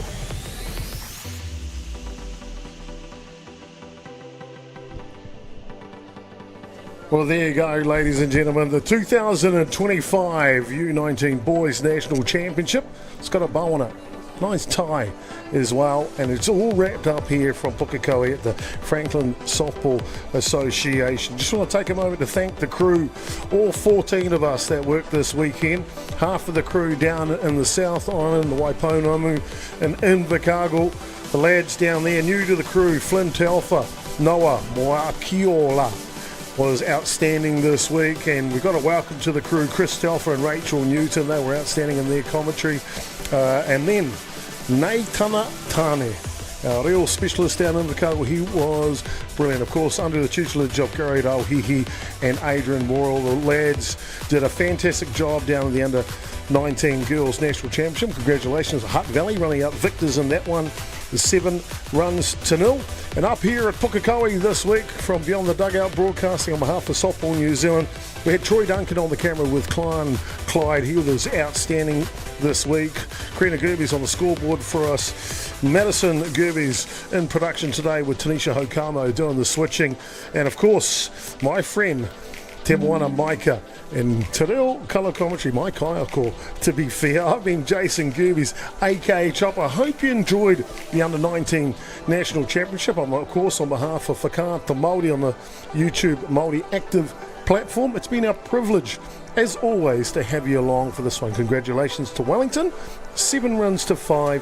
They are the boys' national champion for 2025. Well, guess what? More action comes in the summer next week, starting on Thursday. 4 days of wall-to-wall coverage of the Under-17 Boys National Championship from Lower Hutt. Beyond the Dugout broadcasting will be down there, the crew all together, and we'll be smashing that one out every game from Diamond 1, from the woe to the go, Thursday through to Sunday.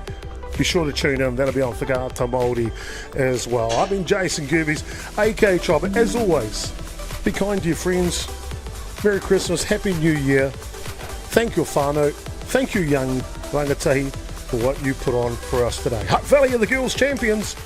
Wellington are the boys' champions for 2025.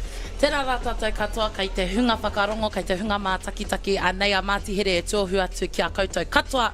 Te hunga I whai wā ki te whakarongo mai ki a māua, ko chapa wai hoki ki a rātou mā, I konei I Pukekohe, ki ngā kaiwa wao, ki ngā kaitākaro, ki ngā whanaunga, ki ngā whānau, ngā hāpori katoa, huhua o tēnei motu, e mihi kauatu ana ki a koutou katoa I whai wā, ki te hara mai, ki te whakanui I tēnei whakataitai, anga ko ngā tamatane. I tū te puehu a te whanganui a tāra, no reira ka tika me mihi atu ki a rātou. Anei te tuku mihi ki a koutou katoa, no reira ka tika me oti ki te waiata ne, a Māori nei, no reira, kua muturanga mahi, o tēnei rā, kei konei mātou, e mihi ai, no I te ora, tātou katoa, akua nei, ka tūtaki anō. Nei raura, no reira, kei aku nui, kei aku rahi, kei aku kaitahu rangatira mā. Tēnā koutou, huri noa I tēnei whare ki Pukekohe, tēnā rā tātou katoa. Ka huri.